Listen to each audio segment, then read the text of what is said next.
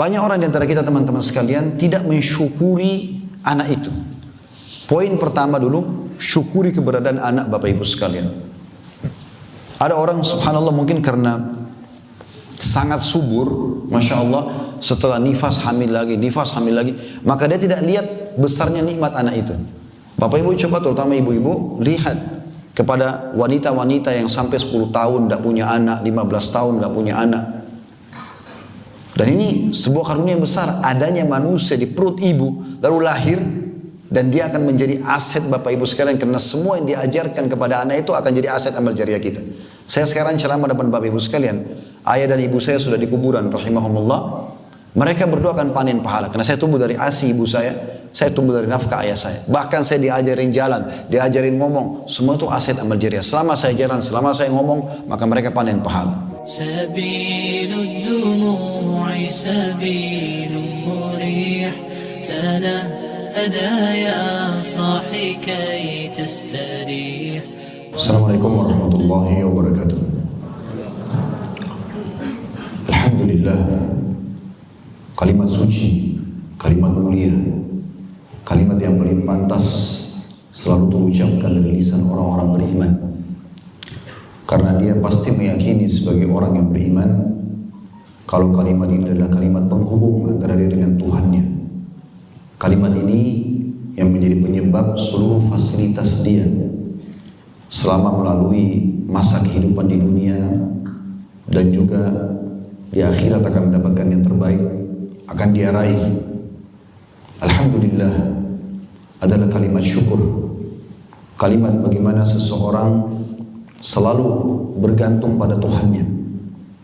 Maka sebagai orang beriman sangat wajar kalau kita selalu mengucapkan ini dalam setiap keadaan kita, termasuk memulai acara. Selanjutnya kita panjatkan salam hormat kita kepada utusan sang pencipta Allah, manusia terbaik, manusia yang telah disempurnakan jalur nasabnya, ilmunya, fisiknya, orang yang akan menjadi pemimpin seluruh manusia, anak Adam pada hari kiamat. Allah menutup risalah langit dengan diutusnya manusia terbaik ini. Seluruh nabi-nabi sebelum dia diutus khusus untuk kaumnya, namun manusia terbaik ini diutus untuk seluruh alam semesta. Mengucapkan satu kali salam hormat kepadanya akan dibalas oleh Allah dengan 10 kali rahmat. Rahmat berarti karunia. Semua kebutuhan kita berada di bawah rahmat Allah, baik di dunia maupun di akhirat. Andai saja dibalik dengan 10 kali mengucapkan salam hormat kepada manusia terbaik ini, lalu Allah berikan satu rahmat, sungguh sudah cukup. Bagaimana dengan Allah subhanahu wa ta'ala membaliknya, menjanjikan bagi siapapun yang mengucapkan salam hormat kepada manusia terbaik ini satu kali diberikan 10 rahmat. Maka sangat wajar sebagai orang yang beriman selalu mengucapkan setelah alhamdulillah salawat dan taslim kepada Nabi besar Muhammad sallallahu alaihi wa ala alihi wa sahbihi wasallam. Pertama-tama tentunya saya duduk di sini Bapak Ibu sekalian bukan karena saya lebih pintar daripada Bapak Ibu sekalian, sama sekali tidak. Tapi kita ingin menjalankan dan aplikasikan firman Allah subhanahu wa ta'ala, fadzakir fa inna dzikra tanfa'ul mu'minin. Saling berikan peringatanlah, karena peringatan sangat bermanfaat bagi orang-orang beriman. Juga baginda Nabi SAW bersabda, ad-dinun nasihat. Agama ini isinya semua nasihat. Memang kita harus saling mengingatkan.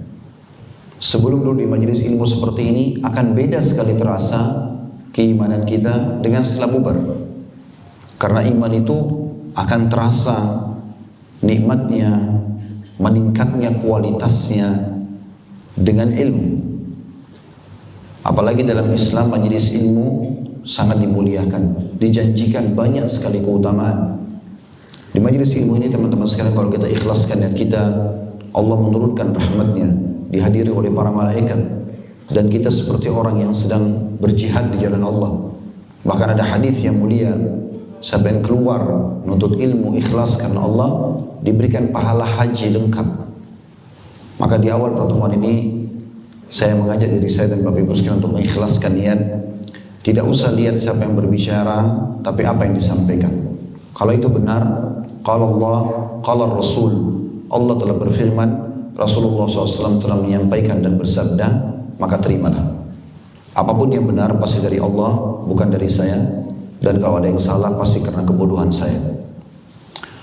Selanjutnya teman-teman sekalian, saya pribadi berterima kasih kepada Dr. Ridwan, Dr. Muhammad Ridwan, walaupun saya baru tatap wajah sama beliau pada kesempatan ini. Namun niat baiknya untuk bisa mengundang saya tentu karena sangka baik beliau, sehingga saya yang diundang, mungkin bukan ustadz yang lain pada kesempatan ini, sehingga saya pun bisa menginjakkan kaki di tempat yang insya Allah menjadi amal jariah bagi Bapak Herman Nawas dan Ibu serta seluruh keturunannya insya Allah. Dan ini saya ingin menyampaikan pada kesempatan ini adalah sebuah contoh yang luar biasa bagaimana satu keluarga semua peduli dengan pendidikan. Dan memang Islam adalah agama pendidikan. Makanya ayat pertama yang turun kepada Nabi SAW, Iqra, disuruh baca. Dan Nabi SAW menyambut dengan sangat gembira kepada para penuntut ilmu. Beberapa sahabat datang dan mengatakan, ya Rasulullah, saya datang untuk belajar. Jawaban Nabi SAW sambil senyum, marhaban bi talabatil ilm, selamat datang para penuntut ilmu. Jadi Islam memang agama yang bergerak, agama yang produktif, agama yang penuh dengan ilmiah. Oleh karena itu lembaga-lembaga seperti ini harus menjadi suri tauladan, apalagi bisa dimanage dengan rapi. Dengan harapan insya Allah selain menjadi amal jariah di akhirat nanti, juga di dunia bisa memberikan andil untuk Islam, untuk negara, untuk kota kita sendiri. Maka ini sebaiknya dijadikan sebagai pelajaran seperti Universitas Putra Indonesia ini. Dan juga saya tadi dapat informasi dari beliau kalau ada pesantren yang dibuka, dan ini angkatan pertama, Rahmatan lil Alamin tadi, International Islamic Boarding School. Itu satu hal yang sangat luar biasa, sehingga kaderisasi generasi muda muslim ini dimulai dari SMP, SMA, kemudian dilanjutkan sampai universitas. Islam tidak pernah membatasi kita untuk belajar dan untuk meraih prestasi terbaik di dunia. Ada sebuah tema, saya sarankan Bapak Ibu mengikutinya. Di YouTube bisa dilihat di playlist di YouTube kami. Judulnya Katakan Iya Untuk Sukses. Tentu saya tidak bahas pada kesempatan ini, tapi di situ umumnya sejam lebih atau 2 jam pertemuan berisikan semuanya motivasi tentang bagaimana Islam menyuruh kita menjadi orang yang terbaik. Dan itu boleh kita raih, tidak ada batasannya dalam Islam. Boleh menjadi orang yang paling kaya, orang paling pintar, orang paling bersih, paling segala-galanya. Bahkan di istilah dalam agama kita afdal, yang terbaik. Allah bahkan menyuruh kita makan halalan thayyiban, yang halal dan yang thayyibah. Thayyibah artinya berkualitas. Kalau seandainya Anda masuk ke supermarket, ada anggur kualitas A dengan harga 200.000 per kilo, kemudian anggur B, grade B dengan 150.000. Kalau Anda beli yang grade A dan Anda niat ingin menikmati apa yang sedang Allah berikan tanpa mubazir, Anda bisa mendapatkan pahala. Islam tidak menyuruh kita makan roti kering, pakai baju yang compang-camping, bahkan terlihat sangat kumuh, kotor. Tidak pernah Islam ajarkan ini. Ada sebagian orang salah dalam memaknakan dan mendefinisikan zuhud. Mereka bilang zuhud itu meninggalkan dunia untuk akhirat. Sehingga muncul di tengah-tengah kaum muslimin orang yang berbaju compang-camping, penampilannya kotor, tidak perlu pikirkan rumah, tidak perlu pikirkan kendaraan, tidak perlu pikirkan pendapatan. Ini semua bertolak belakang dengan Islam. Bukankah Allah yang maha besar dan maha kuasa berfirman dalam surah Al-Qasas ayat 77, A'udzu billahi minasyaitonir rajim, wabtaghi fima ataqallahu daral akhirah wa la tansa nasibaka minad dunya. Al-ayat. Kejar apa yang Allah janjikan untukmu di akhirat nanti. Semua yang kita lakukan di dunia targetnya supaya dapat balasan di akhirat dengan ikhlas. Dan jangan lupakan bagianmu dari dunia. Kita disuruh menjadi orang yang berprestasi di dunia. Jadi ini persepsi yang salah dan definisi yang salah. Yang benar adalah zuhud mendahulukan akhirat dari dunia. Dan itu prinsip dasar seorang muslim. Maka ini sebuah pelajaran yang sangat baik yang harusnya kita ambil. Baik teman-teman sekalian, kita akan masuk ke tema kita. Dan saya berharap teman-teman ikhlaskan niat agar kita mendapatkan keutamaan majelis ilmu. Dan kita akan bicara tentang anakmu aset amal jariahmu. Saya akan bagi menjadi 3 tema atau 3 poin dasar dalam bahasan ini. Walaupun tema ini sebenarnya sangat panjang, tapi saya coba ringkas. Tadi saya tanya waktunya sekitar 2 jam sampai menjelang maghrib nanti insya Allah. Masalah sesi tanya jawab, bila masih ada waktu kita akan buka, kalau tidak saya berharap teman-teman cukupkan dengan materi, karena yang penting adalah materinya dan bukan pertanyaan. Dan kalaupun ada mau bertanya, maka teman-teman saya harapkan sesuai dengan tema. Dan tolong jangan menguji saya, karena saya bukan sedang ujian di sini. Tapi bertanya memang karena perlu. Dan itu pun kami jawab sesuai dengan apa yang kami ketahui saja.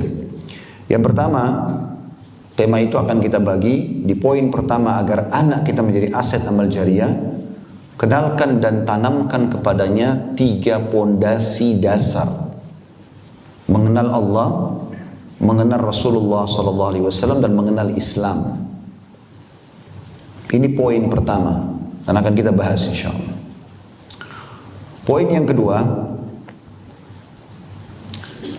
hak-hak anak-anak. Apa saja haknya anak itu?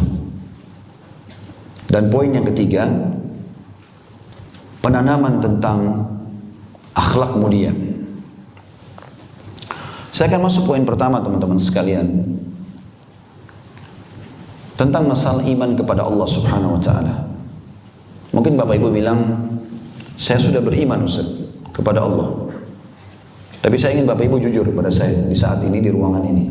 Dijawab masing-masing di dirinya. Kalau seandainya Bapak Ibu lagi sakit, yang pertama Bapak Ibu hubungkan dirinya atau konekkan dirinya kepada dokter atau kepada Allah? Berarti sederhana sekali. Kalau saya sakit, cari nomor telepon dokter, cari obat yang cocok. Bagaimana kita bisa mengatakan kita sudah beriman kepada Allah? Sehingga selalu harapan besarnya digantungkan pada dokter. Dok, saya sakit. Bagaimana saya bisa sembuh? Obat apa lagi? Saya harus dirawat di mana? Dari dokter ke dokter yang lain. Ini dipastikan teman-teman, cobaan penyakitnya akan terus saja jalan. Tapi kalau Anda beriman kepada Allah, yang pertama sekali pada saat sakit, berarti cobaan sedang ada. Dalam Islam, kalau nikmat sedang ada, kita bersyukur agar bertambah. Kalau cobaan sedang datang, bersabar. Syukur sama sabar, 2 sayap kehidupan yang tidak bisa dipisahkan dan harus berimbang. Bagaimana kalau nikmat sedang melimpah, Anda mengatakan Alhamdulillah sehingga nikmat itu bertambah. Dan bagaimana, itu satu sayap. Sayap sisi yang lain, kalau cobaan sedang datang, Anda bersabar. Tidak akan berimbang hidup ini teman-teman. Kalau ada nikmat, makan, minum, pakaian, pasangan, anak, kita bilang Alhamdulillah. Tapi pada saat cobaan datang, sakit sedikit, keluh kesah. Ini tidak balance. Atau dia kalau ada cobaan, dia miskin, dia susah, dia sabar. Tapi begitu Allah angkat penyakitnya, Allah bukakan pintu rezeki, nggak bersyukur. Ini juga nggak berimbang. Kalau Anda beriman kepada Allah, berarti yang paling pertama Anda sabar dulu. Apa itu sabar? Terima keputusan Allah. Jadi pada saat sakit, yang pertama kalau dari lisan kita, Alhamdulillah dulu. Karena dengan penyakit itu kita bisa tahu nilainya kesehatan. Bayangkan teman-teman kalau kita nggak pernah sakit, dari mana kita bisa tahu nilainya? Sekarang kalau Anda lagi meriang, lagi flu, kemudian di depan Anda ada seseorang yang minum air es, Anda pasti akan merasa enak benar orang ini. Jadi kita tahu nilainya kesehatan itu. Ada hikmah Allah SWT. Sabar, terima dulu. Dan sabar itu definisinya menerima keputusan Allah dan ikhtiar mencari jalan keluar. Bukan lu saudara duduk manis, bukan. Jadi kalau kita bangun tidur tiba-tiba flu demam, Alhamdulillah, Allah sedang menguji saya. Tugas saya sabar, menerima itu keputusan Allah, lalu ikhtiar. Yang kedua boleh ke dokter, boleh berobat. Tapi yang pertama itu Allah dulu. Ini yang dikatakan beriman kepada Allah. Kalau Bapak Ibu belum tanamkan dalam diri Bapak Ibu ini, bagaimana mau ditanamkan kepada anak-anak? Tidak mungkin. Pada saat Anda lagi butuh uang, modal usaha, siapa yang pertama Anda hubungi? Langsung uduk, sholat, minta kepada Allah kah? Sang Raja dan pemilik langit dan bumi ini? Atau Anda mencari mana investornya? Mana orang yang kaya? Mana orang yang potensi, yang punya potensi yang bisa saya hubungi? Kebanyakan kita lari ke manusia. Padahal pepatah bahasa Arab mengatakan Jangan kau minta sama manusia, karena kalau minta padanya, dia akan marah. Sekali kita minta, 2 kali dia kasih, 3 kali, 4 kali dia akan marah. Tapi minta kepada zat Allah yang kalau kau tidak minta, dia malah marah. Itu contoh rasional. Berapa kali teman-teman sekarang kita selalu dahulukan makhluk-makhluk daripada Allah subhanahu wa ta'ala. Maka beriman kepada Allah bukan seperti apa yang Bapak Ibu bayangkan. Kebanyakan kita subhanallah belum yakin masalah ini. Oleh karena itu kita ingin tanamkan dulu ke diri kita yang hadir di sini, bagaimana beriman kepada Allah itu, kemudian baru kita bisa aplikasikan kepada anak-anak.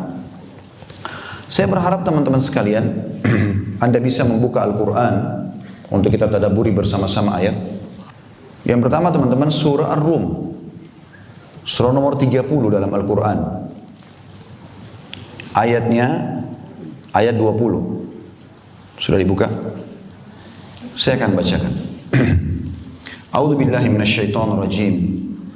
Sekali lagi surah Ar-Rum ayat 20. Wa min ayatihi an khalaqakum min turabin thumma idza antum basharun tantashirun.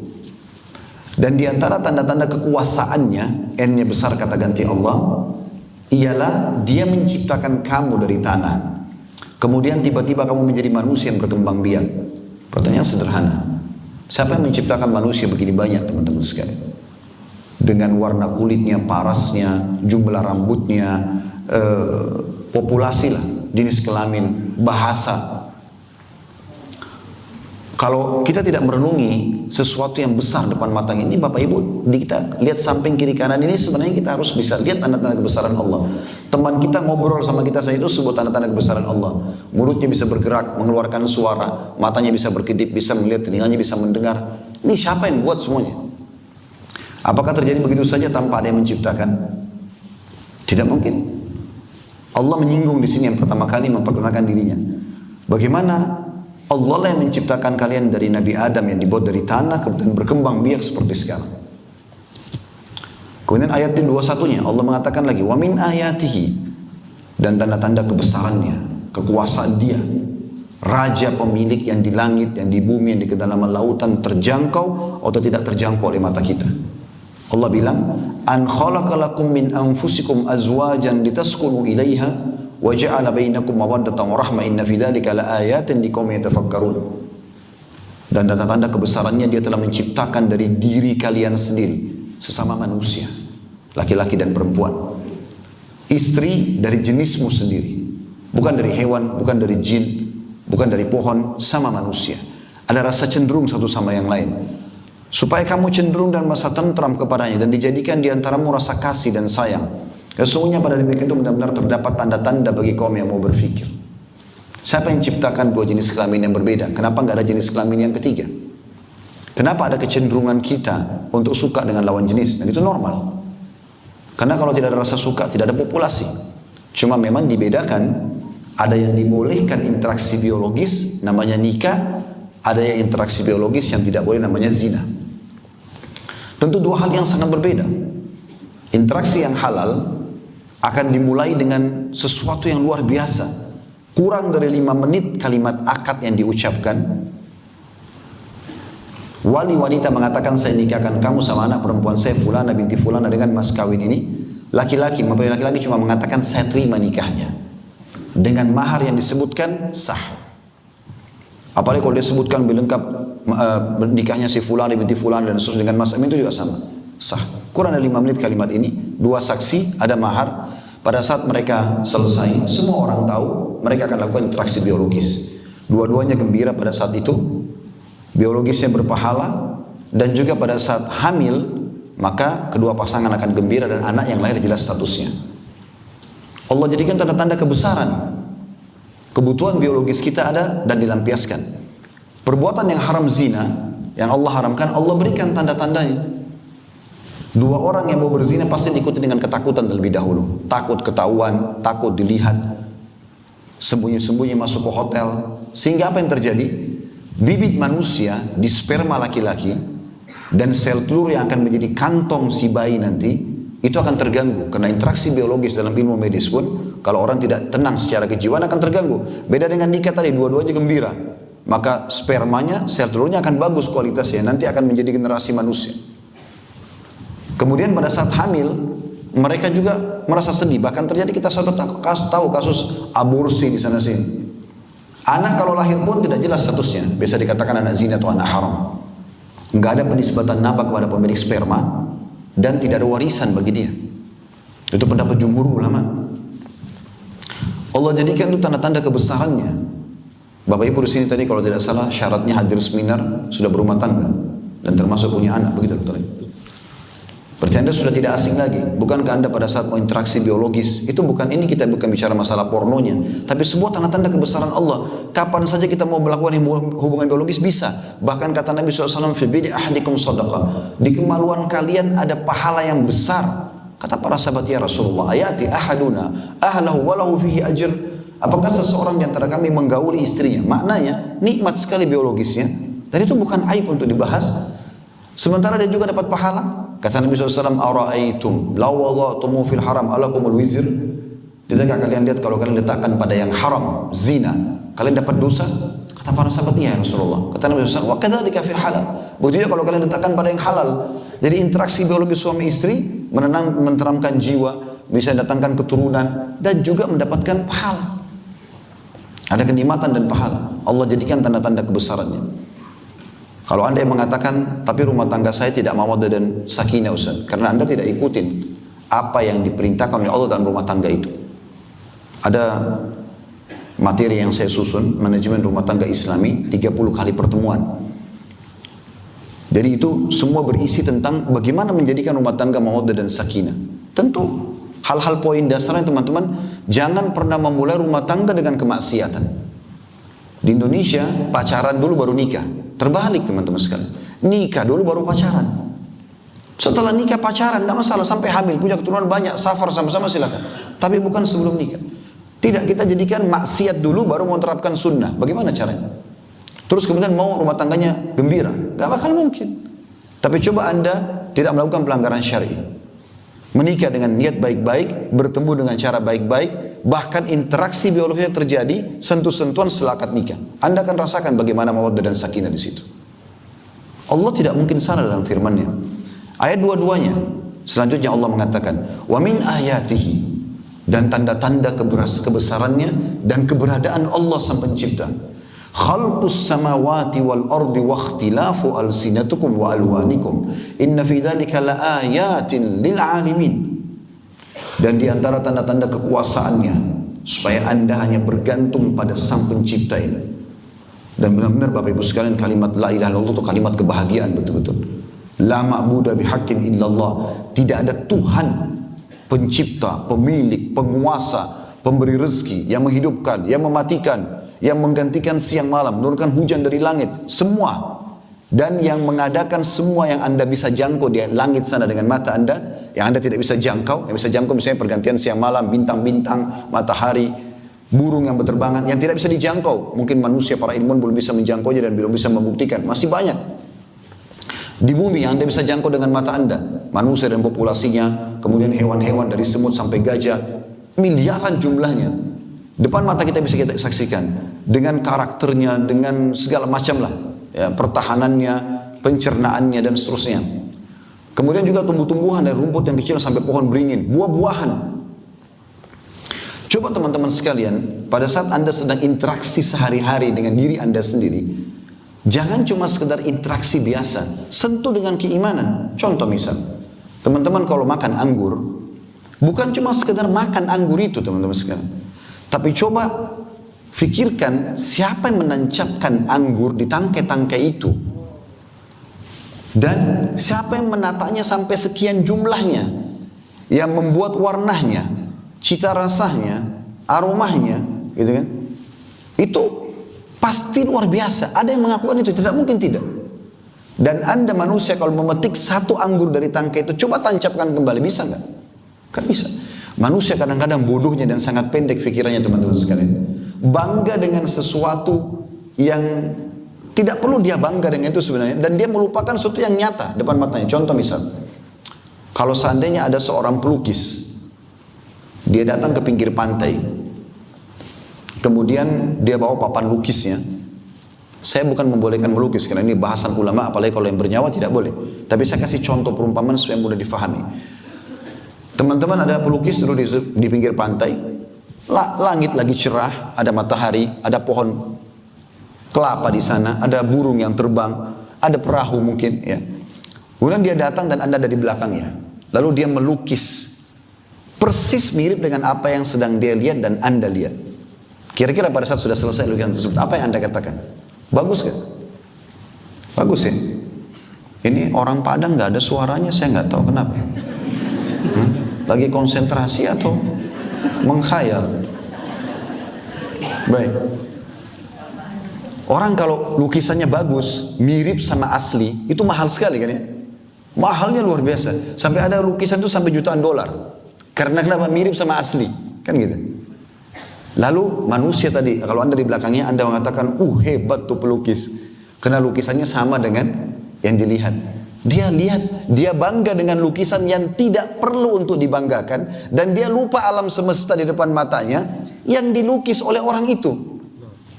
Sesuatu yang besar depan mata. Air lautnya dirasakan sejuknya, asinnya, burung bisa didengar suaranya, kelapanya bisa dinikmatin, matahari dirasakan sengatnya. Itu nggak dilihat, yang dilihat lukisannya. Bahkan lukisan kadang-kadang teman-teman sekalian dilukis tahun sekian, misalnya buah-buahan di daerah pasar mana.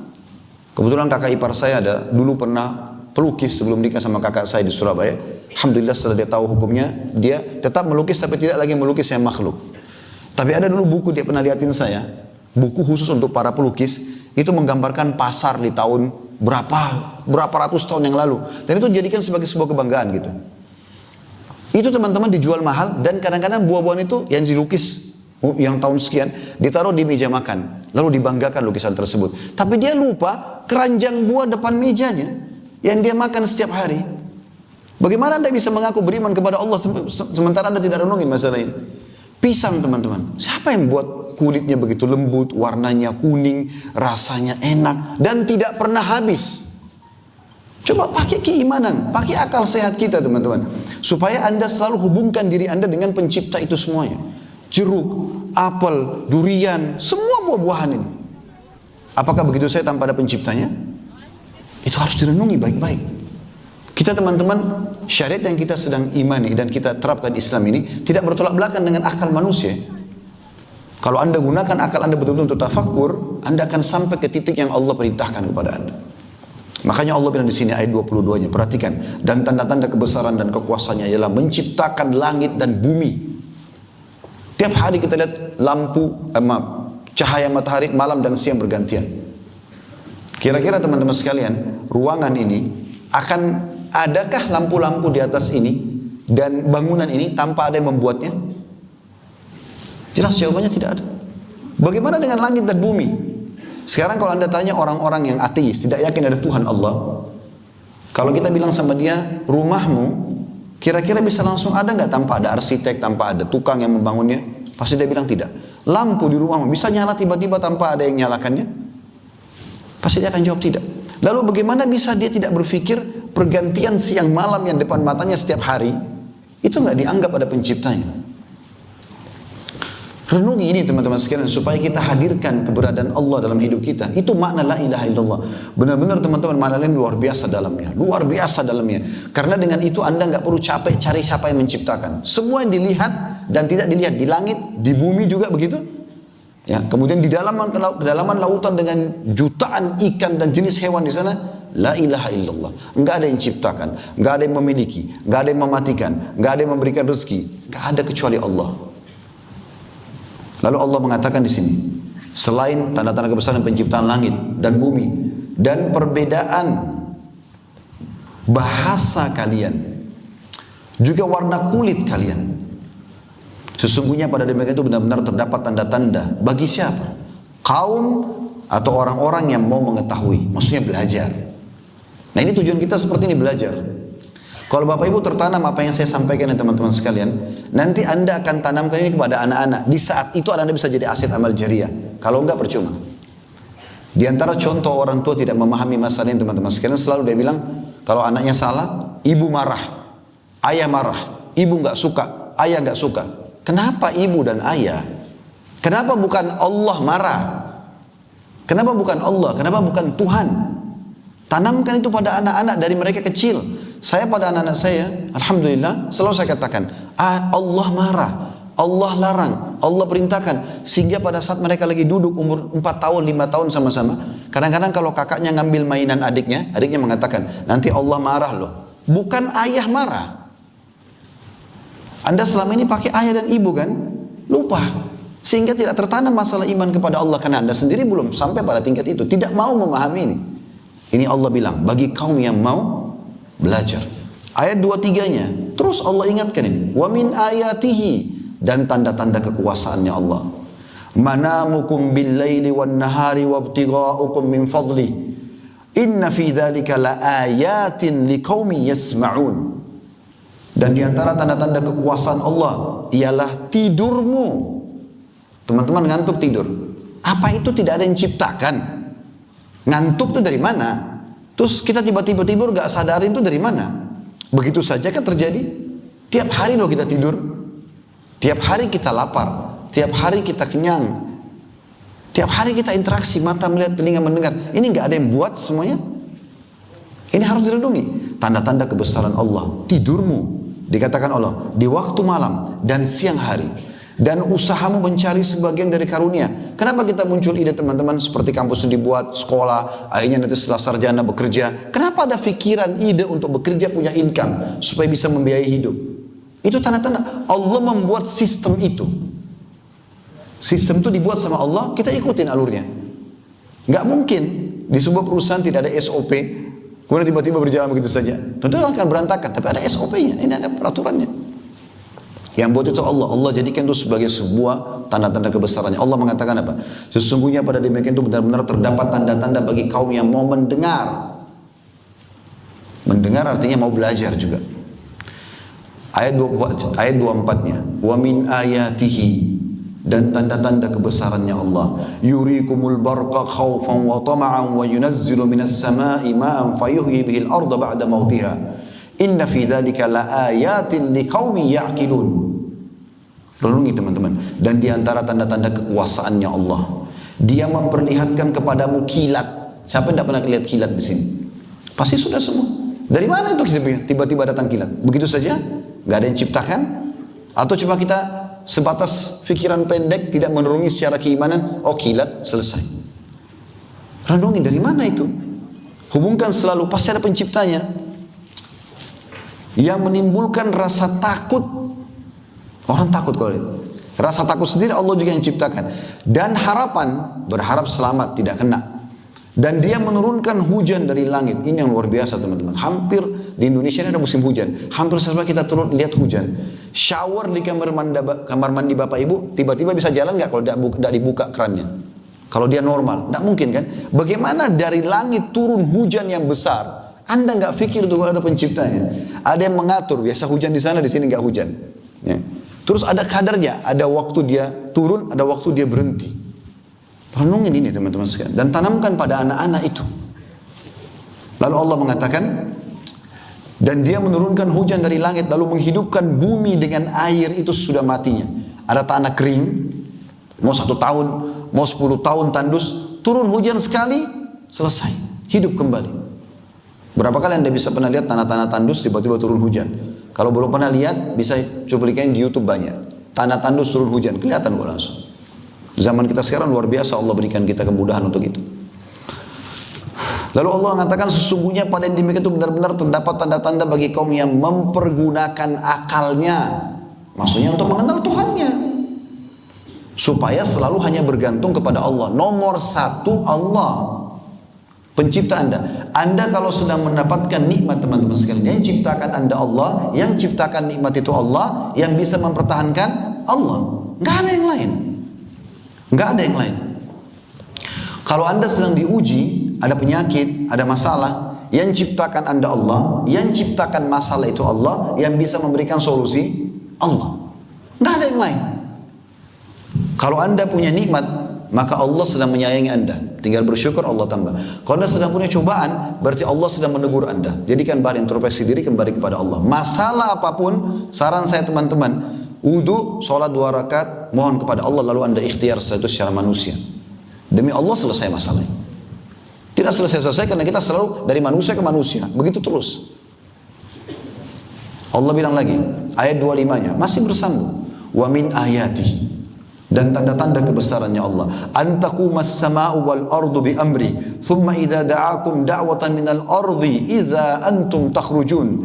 Dan di antara tanda-tanda kekuasaannya, yang besar kata ganti Allah, ialah berdirinya langit dan bumi dengan iradatnya.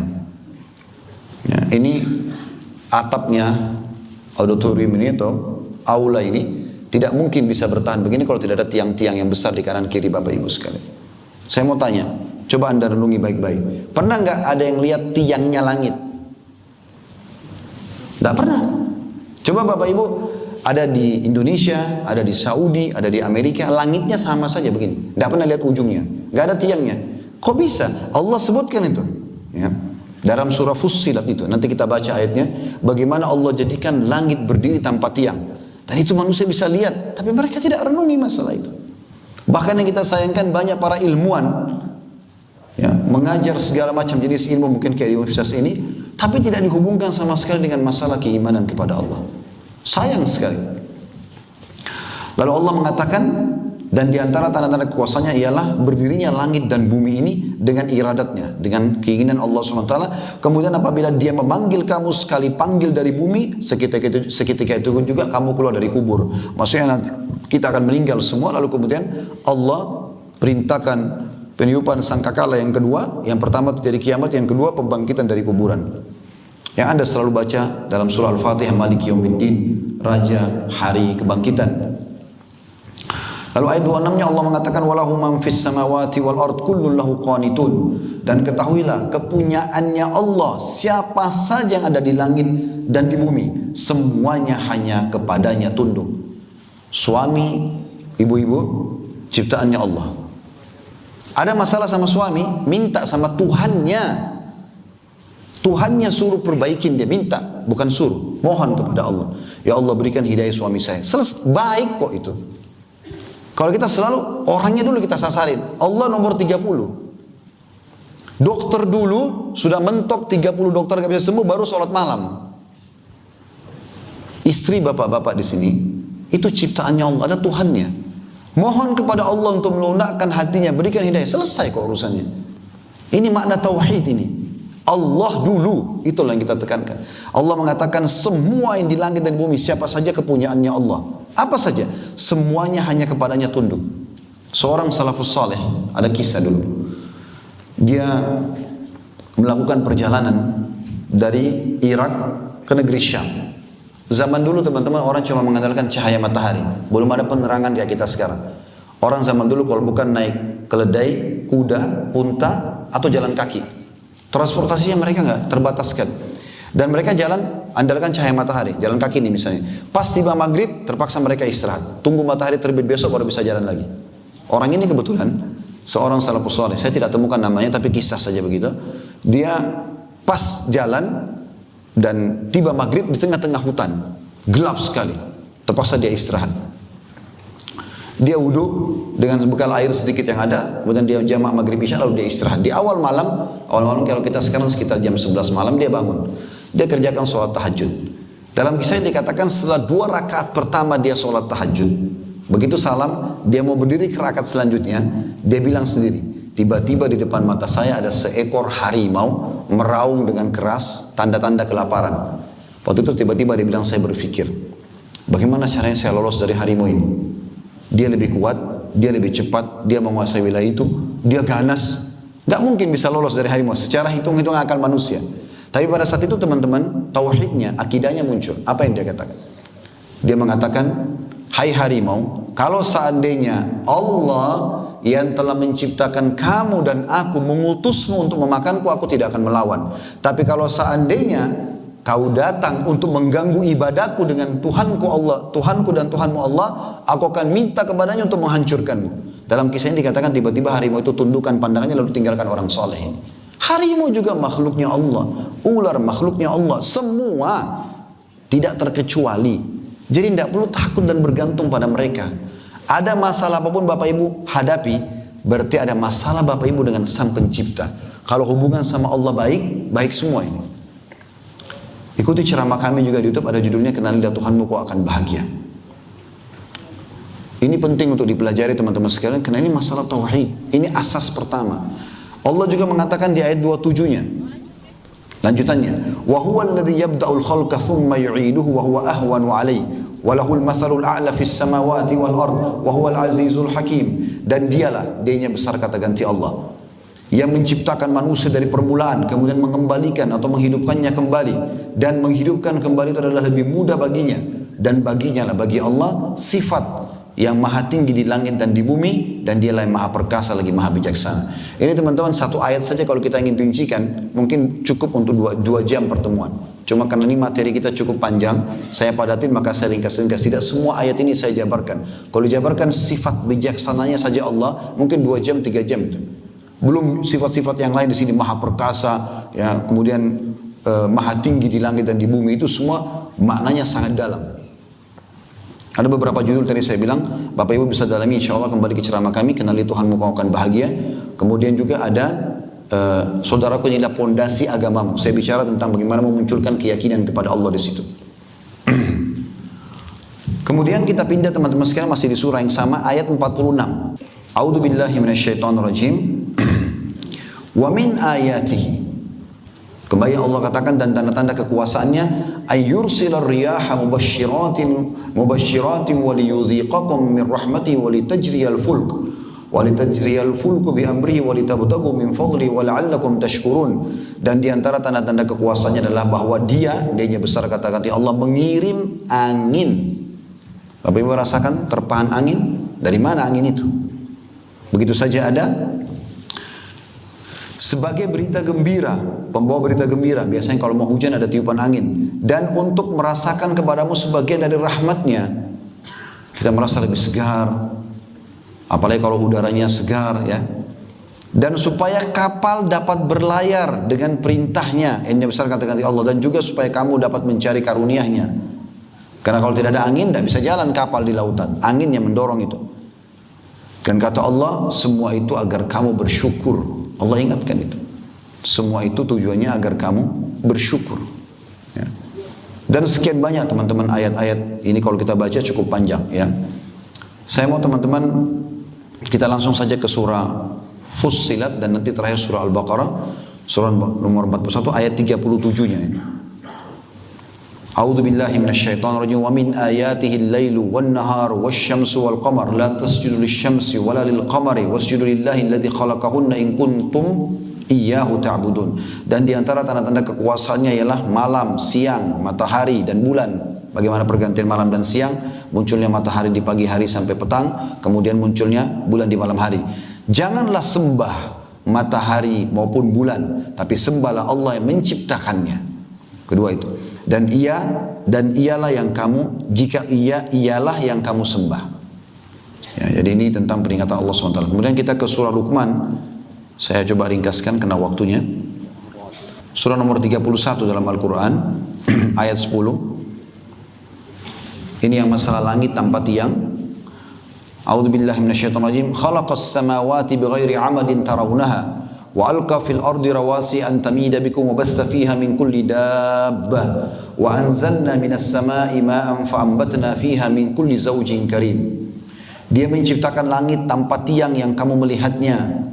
Bagaimana bisa bangunan yang begitu raksasa besar ini tanpa tiang? Di sini kata Allah, kamu melihat itu untuk dijadikan pelajaran. Dan dia meletakkan gunung-gunung di permukaan bumi. Ada gunung berapi, ya. Ada gunung-gunung batu di padang pasir, ya. Dan berbagai macam jenis batu mungkin Anda sudah tahu.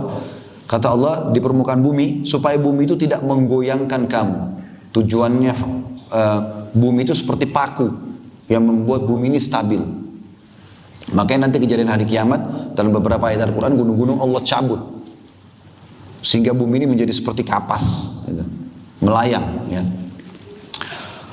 Dan juga tanda-tanda kebesarannya memperkembangbiakkan padanya segala jenis macam binatang, hewan. Dan kami turunkan air hujan dari langit, lalu kami tumbuhkan padanya segala macam tumbuh-tumbuhan yang baik. Ayat 11-nya, saya tambahkan satu ayat. hada khalqullahi fa'aruni madza khalaqal ladzina min duni balidz zalimuna fi dhalalin mubin. Inilah ciptaan Allah, maka perlihatkanlah olehmu kepadaku apa yang telah diciptakan oleh sembahan-sembahanmu itu selain Allah. Sebenarnya orang-orang yang zalim itu berada dalam kesesatan yang nyata. Jadi ini asas pertama teman-teman sekalian. Sekali lagi bahasan ini panjang sekali kalau kita mau bahas, karena membahas Allah ini lebih luas lagi, gitu kan. Jadi tanamkan dulu dalam diri kita tentang Allah itu Tuhan dan Allah dinomor satukan dalam kehidupan kita. Kalau anda belum sampai pada tingkat itu teman-teman sekalian, anda belum tertanam akidah dalam hidup anda. Ini dulu asasnya.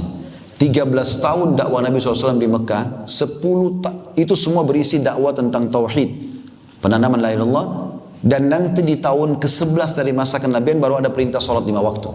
Di Mekah belum ada jihad, belum ada zakat, belum ada puasa, belum ada perintah-perintah umumnya gitu, masih sedikit. Ya. Nanti di tahun ke-11 dari masa kenabian dari 13 tahun itu baru ada kejadian Isra dan Mi'raj, perintah 5 waktu sholat. Lalu apa yang Nabi SAW ajarkan di sana? Penanaman tentang tauhid.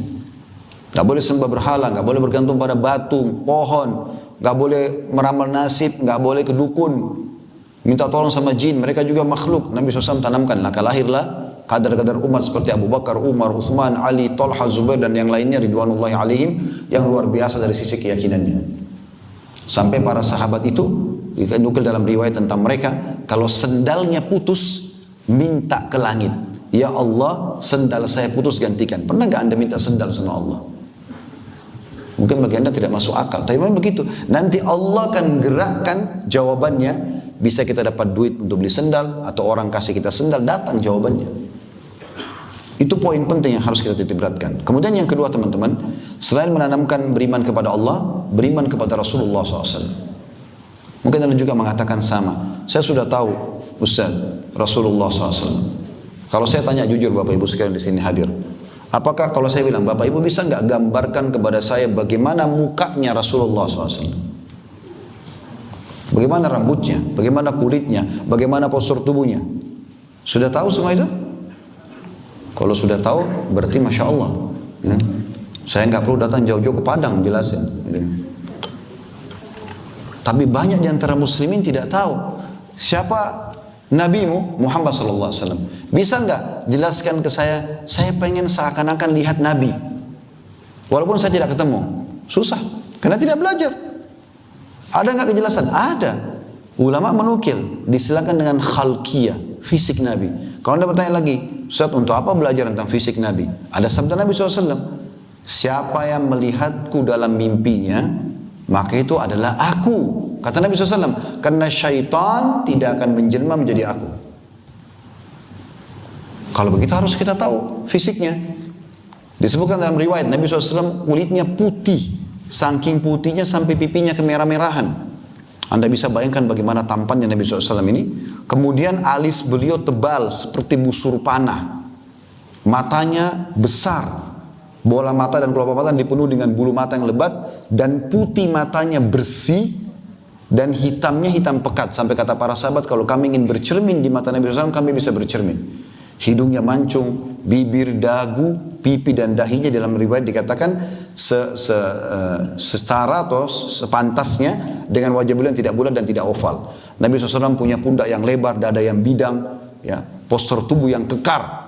Ya, sampai beberapa sahabat menggambarkan perut Nabi SAW tersusun seperti batu yang keras. Jadi seorang yang luar biasa secara laki-laki, tampan. Kata sebagian ulama, kalau seandainya Allah memberikan Nabi Yusuf sepertiga kegagahan dunia, maka Allah telah memberikan kepada Muhammad SAW seluruh kegagahan dunia. Tidak pernah ada orang lihat kecuali suka dengan Nabi SAW. Secara fisik memang begitu. Sudah punya kelebihan. Jadi kalau rambutnya beliau dikatakan juga dalam riwayat, saya sambung dulu.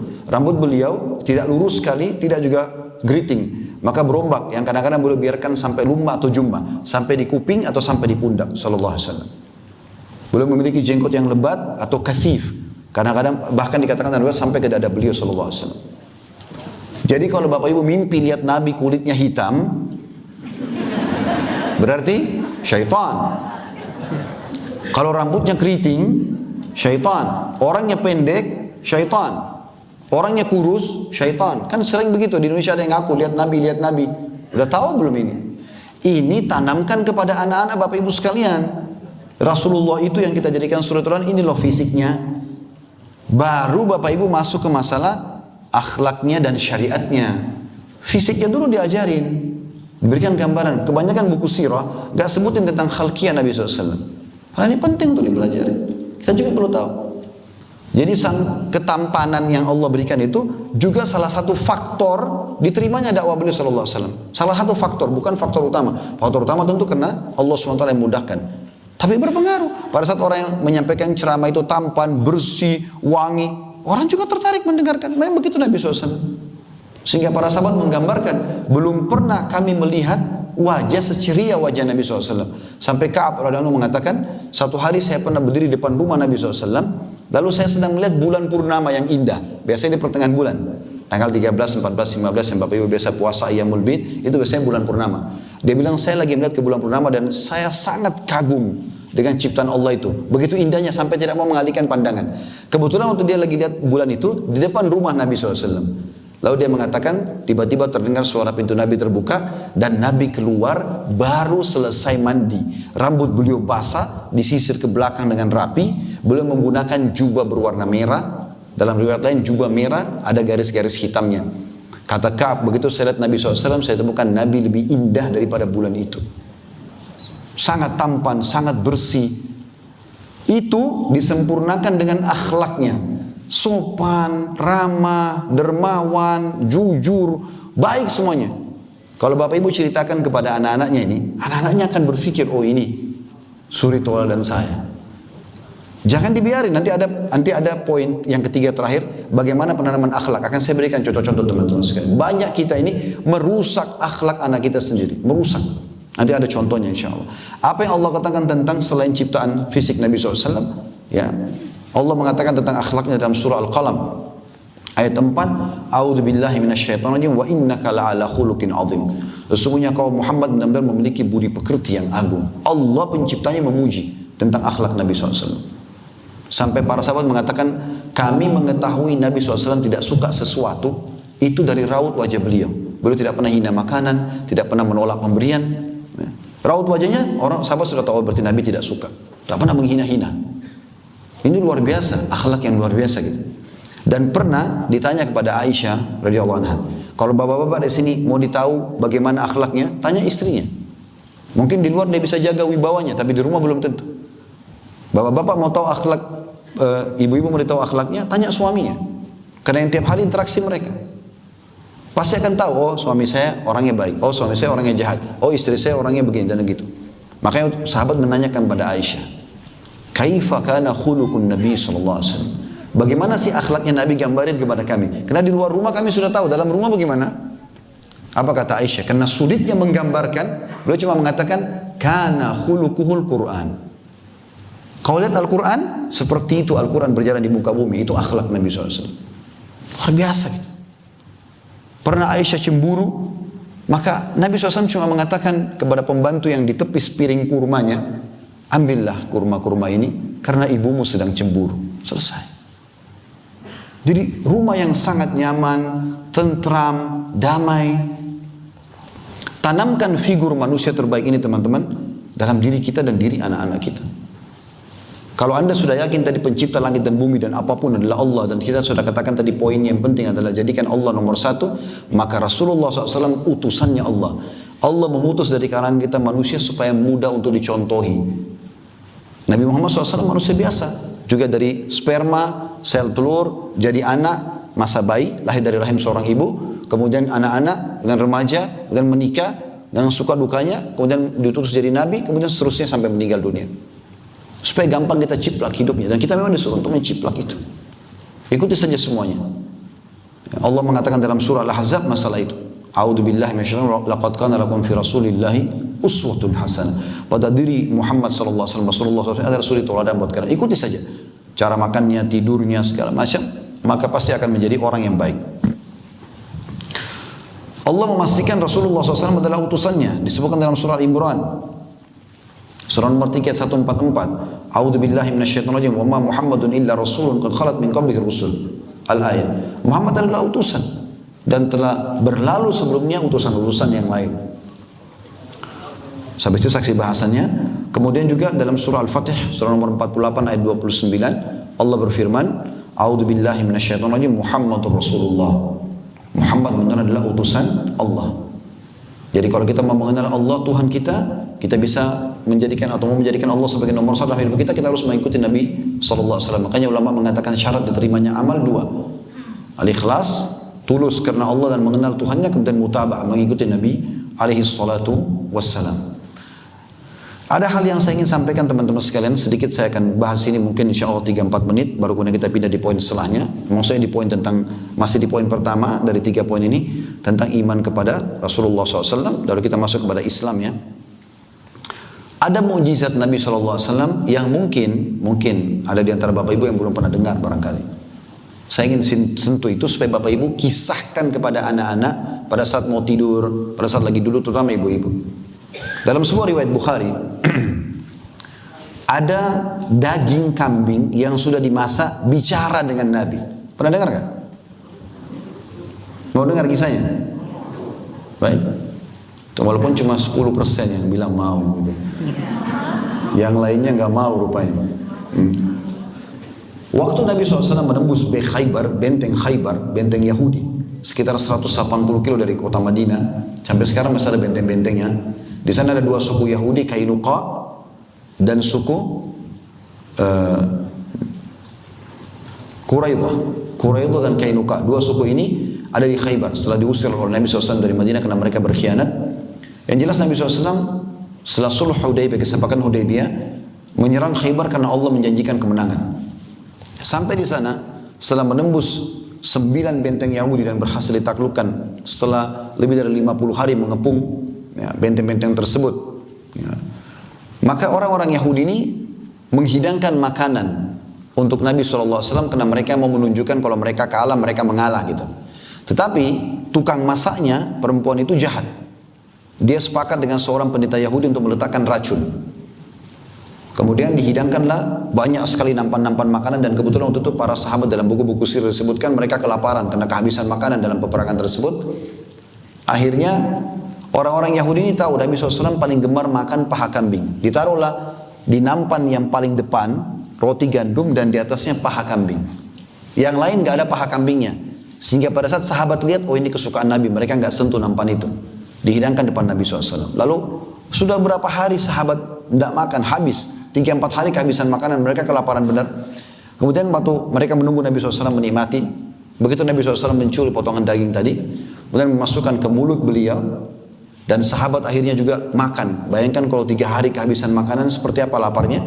Begitu mereka baru mau mencuil, Nabi SAW keluarkan yang dari mulut beliau lalu mengatakan, Kuffu aidiyakum, tahan tangan kalian. Ada yang mengatakan, ya Rasulullah, kami lapar, belum makan 2-3 hari. Kata Nabi SAW, Kuffu aidiyakum, tahan tangan kalian dulu, jangan ada yang makan. Lalu Nabi SAW bilang apa? Panggil pendeta-pendeta Yahudi di benteng ini. Dipanggillah beberapa orang. Begitu datang, Nabi SAW ngobrol sama mereka. Apa kata Nabi SAW? Ya ma'syaral Yahud, a'antum musaddiqi in sa'altukum an syai'. Hai orang Yahudi, jujur gak kalau saya nanya sesuatu? Jadi rupanya orang Yahudi ini teman-teman sekalian harus dijebak dulu, baru nanti mereka mau jujur. Kalau enggak, kebohongan luar biasa dalam hidup mereka. Dan Islam sebaliknya, jujur gitu kan. Maka apa yang terjadi? Mereka mengatakan tentu saja. Nah, ada 3 pertanyaan Nabi SAW dalam riwayat Bukhari ini. Yang pertama, jadi orang Yahudi ini, suku Yahudi di Madinah ada 3 dulu, Qainuqa, Nadhir dan Quraidah. Yang ada di Khaybar waktu itu ada 2. Quraidah masih di Madinah, Qainuqa ada Quraidah di Madinah, dan ada Qainuqa dan Nadhir di Khaybar. Mereka ini 3 suku ini menisbatkan di beberapa jalur nasab mereka ada satu kakek.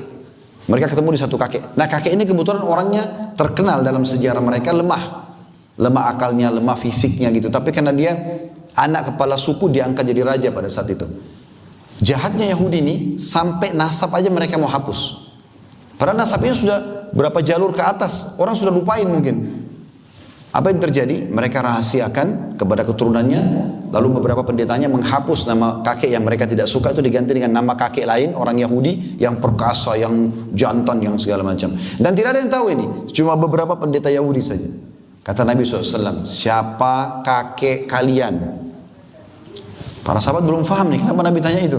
Mereka bilang, Fulan bin Fulan, nama kakek yang perkasa itu. Kata Nabi SAW, kalian sudah bohong. Kakek kalian Fulan dan Fulan. Fulan bin Fulan. Yang lemah ini. Nabi tahu. Mereka kaget. Kok bisa Nabi tahu ini? Terus Nabi ulangi lagi. Hai orang-orang Yahudi. Apakah kalian jujur kalau saya tanya lagi? Mereka bilang iya. Kalau kami bohong, maka Allah akan memberitahukan kepadamu sebagaimana Allah beritahukan kepadamu tentang kakek kami. Kata Nabi SAW, siapa penghuni neraka? Apa kata Yahudi? Kami masuk duluan, lalu digantikan oleh kalian umat Islam. Jadi subhanallah, Yahudi tahu akan masuk neraka. Makanya Abdullah bin Abbas radhiyallahu anhu pada saat menafsirkan surah Al-Fatihah, Bapak Ibu sering baca, ghairil maghdubi alaihim waladdallin, bukan orang-orang yang kau murkahi ya Allah, itu adalah Yahud. Karena mereka tahu kebenaran, mereka tidak mau ikuti. Waladdallin, dan bukan orang sesat, Nasrani. Mereka mau berdakwah tapi salah, mengatakan Isa anak Tuhan. Maka kita selalu mengatakan amin supaya kita nggak ikutin mereka. Yahudi tahu, mereka bilang apa? Kami masuk neraka dulu, baru nanti digantikan kalian. Kata Nabi SAW, kalian bohong. Kami tidak akan pernah menggantikan kalian. Maknanya kita akan masuk surga. Lalu Nabi tanya yang ketiga, ini saksi bahasannya. Kata Nabi SAW, saya mau tanya sekarang. Jujur nggak? Mereka bilang iya. Sudah dijebak 2 kali. Lalu kata Nabi SAW, apakah kalian letakkan racun di makanan ini? Kalau dari awal Nabi tanya, bohong pasti. Tapi sudah kejebak di depan orang banyak, akhirnya ngaku. Iya benar. Kata Nabi SAW, kenapa kalian taruh racun? Apa kata Yahudi? Ini bodohnya. Mereka mengatakan, kami ingin membuktikan apakah kau Nabi atau bukan. Kalau kau hanya raja biasa, pasti kau akan mati dengan racun kami. Tapi kalau kau Nabi, kau akan tahu ada racunnya. Kan Nabi sekarang sudah tahu ada racunnya. Lalu kata mereka apa? Hai Muhammad, siapa yang beritahukan kepada kamu tentang racun kami taruh? Tidak ada yang tahu ini kecuali satu orang pendeta sama satu orang tukang masaknya saja. Yang lain tidak ada yang tahu. Nabi SAW angkat paha kambing yang sudah dimasak. Beliau mengatakan, akhbarani hadza dhira, yang telah memberitahukan kepadaku paha kambing ini. Ngomong sama Nabi, ya Rasulullah, saya diracuni. Udah pernah dengar belum kisahnya? Tanamkan ke anak-anak itu. Bapak Ibu rasa ada tambahan keimanan tidak dengan kisah begini? Coba tanamkan kepada anak-anak itu, biar mereka mengenal siapa itu Nabi Muhammad SAW. Bukan hanya sekedar Nabi Muhammad gitu. Bukan cuma itu teman-teman sekalian. Ada mujizat yang lain. Bapak Ibu mungkin sudah pernah dengar, karena memang dalam Al-Quran ada surah Al-Qamar ya, surah nomor 54. Tapi kita berharap kalau yang sudah pernah dengar ini pengulangan, kalau yang belum pernah dengar, ini juga sebuah mujizat yang sangat besar. Nabi Muhammad SAW pernah membelah bulan dengan jari telunjuknya. Sudah tahu belum? Alhamdulillah, sudah tahu? Belum sudah yang mana? Pernah satu kali dalam hadis Bukhari, ini hadis sahih. Nabi Muhammad SAW lagi tawaf di malam hari pas bulan purnama. Lalu orang-orang Yahudi bilang begini, orang-orang Quraisy mengatakan begini, kita sekarang permalukan Muhammad. Siapa yang melakukan? Satu orang berdiri. Lalu dia mengatakan, hai Muhammad, teriak suara keras supaya orang semua dengar. Apa kau mau kami beriman? Kata Nabi SAW berhenti tawafnya lalu mengatakan, ya. Lalu orang Quraisy ini mengatakan begini, apa kau lihat bulan itu hai Muhammad, lagi bulan purnama? Kata Nabi SAW, iya. Apa kata orang ini? Belah bulan itu buat kami. Bulan disuruh belah. Pohon aja kalau mau dibelah butuh waktu. Apalagi bulan yang jauh tidak terjangkau dengan tangan. Mereka niatnya sebenarnya bukan mau minta mujizat, tapi ingin mempermalukan Nabi SAW. Apa yang terjadi? Mereka kaget waktu Nabi SAW mengatakan, kalau seandainya Allah memberikan kepada kalian bulan itu terbelah seperti kalian minta, kalian akan beriman? Malah Nabi balik nantang mereka. Lalu mereka mengatakan, bukan cuma yang bicara, semua Quraisy di belakangnya, tokoh-tokohnya mengatakan, kalau kau Muhammad betul membelah bulan, kami pasti beriman. Maka dalam hadis Bukhari dikatakan, disaksikan oleh para sahabat, orang-orang Quraisy. Lalu kami menyaksikan, ya, bulan di Mekah terbelah menjadi 2 bagian sebelum hijrah Nabi SAW ke Madinah. Sebelah bulan berada di Abu Qubais, sebuah bukit yang menghimpit kota Mekah. dan sisi yang lainnya berada di As-Suwaida, bukit yang lainnya. Jadi Ka'bah itu kota-kota Mekah dihimpit dengan dua gunung besar, Abi Kubais sama As-Suwaida. Bulan itu dibelah dua oleh Nabi SAW dengan jari telunjuk beliau, lalu dua-duanya terpisah untuk membuktikan itu betul terpisah. Terpisah benar-benar gitu. Jadi bukan cuma sekedar retak. Apa kata Quraisy? Ini hadis Bukhari Muslim. Sungguh sihir Muhammad hebat sekali. Padahal mereka tadi yang bilang ini, mau akan beriman.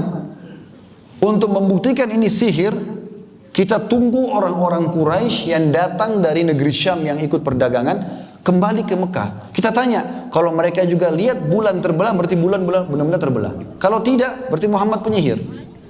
Subhanallah, mereka tunggu, kuasa Allah subhanahu wa ta'ala. Ada kafilah dagang Quraisy datang dari negeri Syam, hampir satu Mekah itu datang, mau nemuin kafilah itu. Lalu bertanya, apakah kalian lihat sesuatu terjadi pada bulan? Jawaban mereka, iya, di waktu ini dan di malam itu. Disebutkan oleh mereka, begitu dalam riwayat ya. Tidak disebutkan malamnya malam apa, tapi yang jelas di waktu itu dan di malam itu, gitu kan? Terjadi bulan terbelah. Itu pun mereka tidak mau beriman, tapi itu mujizat Nabi SAW. Dan Allah sebutkan dalam surah Al-Qamar, surah nomor 54, ayat 1 sampai ayat 3. A'udzu billahi minasyaitonir rajim. Iqtarabatis sa'atu wa insyaqqal qamar. Sungguh kiamat telah dekat dan bulan benar-benar telah terbelah. Kalau Bapak Ibu tidak tahu kisah tadi hadis Bukhari Muslim, Bapak Ibu bingung mungkin. Bulan terbelah bagaimana? Ada dijelaskan, pakai jari telunjuk Nabi sallallahu alaihi wasallam.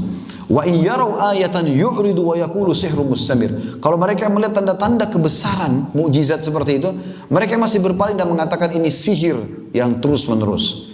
Itu ayat 2. Ayat 3-nya, wa kadzdzabu wattaba'u ahwa'ahum wa kullu amri mustaqir. Mereka mendustakan Nabi dan mengikuti hawa nafsu mereka, dan setiap urusan akan ada ketetapannya.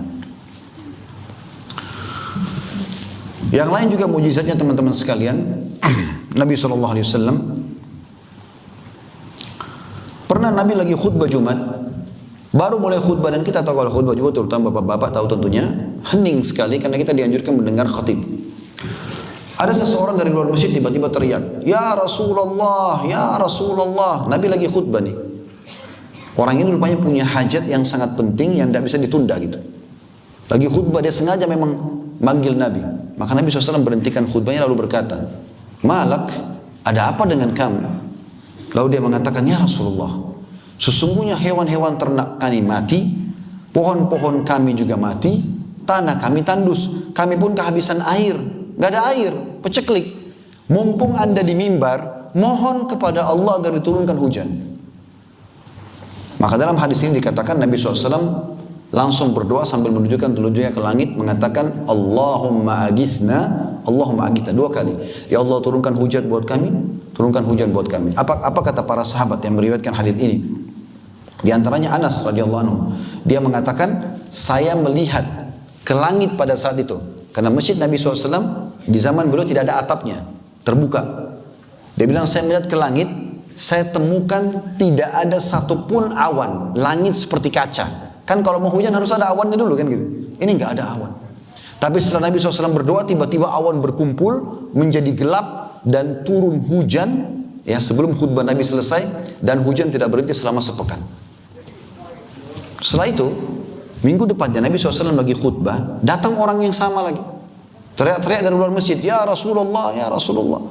Kata Nabi SAW, "Ada apa dengan kamu?" Dia bilang, "Ya Rasulullah, binasa hewan-hewan kami, mati pohon-pohon kami, banjir besar ini, hujan tidak berhenti seminggu. Minta kepada Allah agar hujan ini diberhentikan." Terjadi mujizat besar sini. Tadi turun hujan, sekarang mujizat penutupan dalam hadits ini dikatakan, Nabi SAW lalu mengatakan, "Allahumma hawalaina wala alaina." Ya Allah, jadikan ini baik buat kami, bukan masalah buat kami hujan ini. Allahumma alal aqami wadh-dhirabi wa butuni awdiyatin wa manabi syajar. Ya Allah, selamatkanlah pohon-pohon, ya, tempat-tempat hewan. Jadikan ini hujan bermanfaat intinya. Maka kata Anas bin Malik, kami pun menyaksikan Nabi SAW menunjuki awan-awan dengan telunjuk beliau, dan setiap awan yang ditunjuk bubar sehingga menjadi cerah kembali Madinah. Itu disaksikan oleh seluruh penduduk Madinah. Hadisnya riwayat Bukhari. Dan sekian banyak teman-teman sekalian mujizat Nabi SAW. Saya tutup dengan satu lagi kisahnya. Bagaimana Nabi SAW menguasai hewan. Dalam sebuah riwayat Imam Ahmad, Jabir radhiyallahu anhu menuturkan, pernah kami datang safar bersama Nabi SAW dari satu perjalanan, lalu kemudian kami masuk Madinah dan kami melewati pemukiman suku Najjar. Suku Najjar ini suku yang ada pas di pintu gerbang Madinah, dan ini suku ibunya Nabi SAW. Aminya dari keturunan suku Najjar ini. Yang jelas pada saat itu tiba-tiba dalam riwayat ini dikatakan, ini Jabir bin Abdullah yang meriwayatkan kisah, dia bilang ada unta liar, unta jantan liar yang sedang mengamuk. Dan unta ini sulit sekali dijinakkan kalau sedang mengamuk. Semua orang lari dari unta tersebut karena unta ini bisa menendang, bisa menggigit. Akhirnya kata Jabir, ya Rasulullah, hati-hatilah, depan anda ada unta yang sedang mengamuk. Nabi SAW melihat unta itu, kemudian Nabi mendekat, lalu Nabi mengatakan satu kalimat saja, satu kata saja, ta'al, kesinilah. Begitu mata unta itu ke arah Nabi SAW, dalam riwayat ini dikatakan, tiba-tiba unta itu menurunkan ke lehernya sampai ke tanah, lalu menyeret lehernya itu sampai ke hadapan Nabi SAW. Semua orang saksikan pada saat itu. Lalu Nabi SAW mengatakan, mana tali kekangannya? Diambil, Nabi ikat, unta itu tiba-tiba jadi tenang. Lalu apa kata beliau SAW dalam penutupan hadis? Tidak ada sesuatu pun, benda hidup atau benda mati, di langit juga di bumi, kecuali mengetahui kalau aku adalah utusan Allah. Semua tahu, kecuali pembangkang dari jin dan manusia. Jadi batu, air, udara, api, malaikat-malaikat, semuanya ini, hewan-hewan, tumbuh-tumbuhan tahu kalau itu Rasulullah SAW. Kecuali pembangkang dari jin dan manusia. Sebagian kecil saja di antara mereka.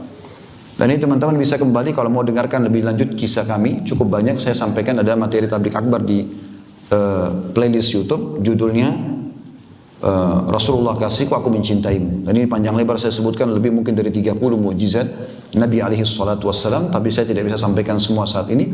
Kita kembali ke tema kita. Kemudian selanjutnya teman-teman, setelah menanamkan beriman kepada Allah, beriman kepada Rasulullah SAW, ini cuma kulitnya ya, belum kita bahas isinya, itu panjang sekali, panjang lebar. Bapak Ibu dalami, ajarkan kepada anak-anak tentang Islam.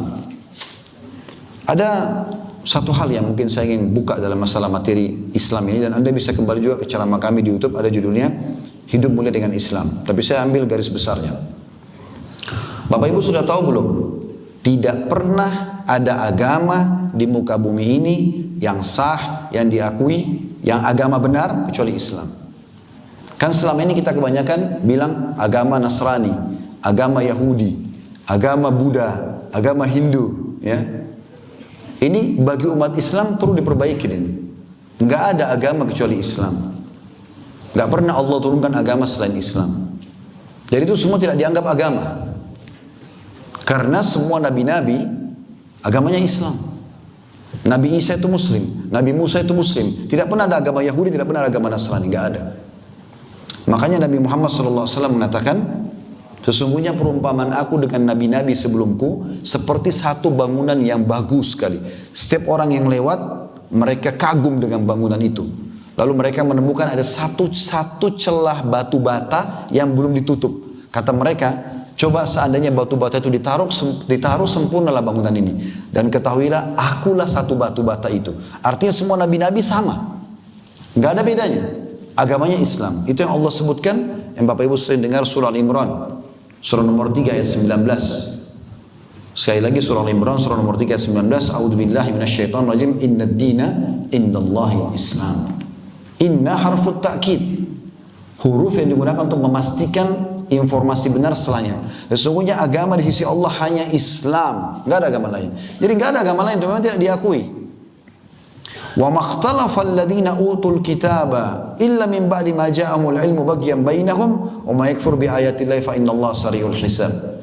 Dan ketahuilah, tidak berselisih orang-orang yang telah diberi Alkitab, Yahudi dan Nasrani. Nasrani mengatakan Yahudi kafir, Yahudi mengatakan Nasrani kafir. Tidak berselisih mereka kecuali setelah datang pengetahuan kepada mereka karena kedengkian di antara mereka, bagir, iri satu sama yang lain. Padahal Nabi Musa menyampaikan tentang datangnya Nabi Isa. Nabi Isa menyampaikan datangnya Nabi Muhammad SAW. Ini satu rangkaian gitu. Dan Allah mengatakan siapa yang kufur kepada ayat-ayat Allah, maka sesungguhnya Allah sangat cepat hisabnya. Kemudian juga dalam firman Allah Subhanahu Wa Taala yang sangat masyhur, bersyukur teman-teman kita menjadi orang Muslim. Ya.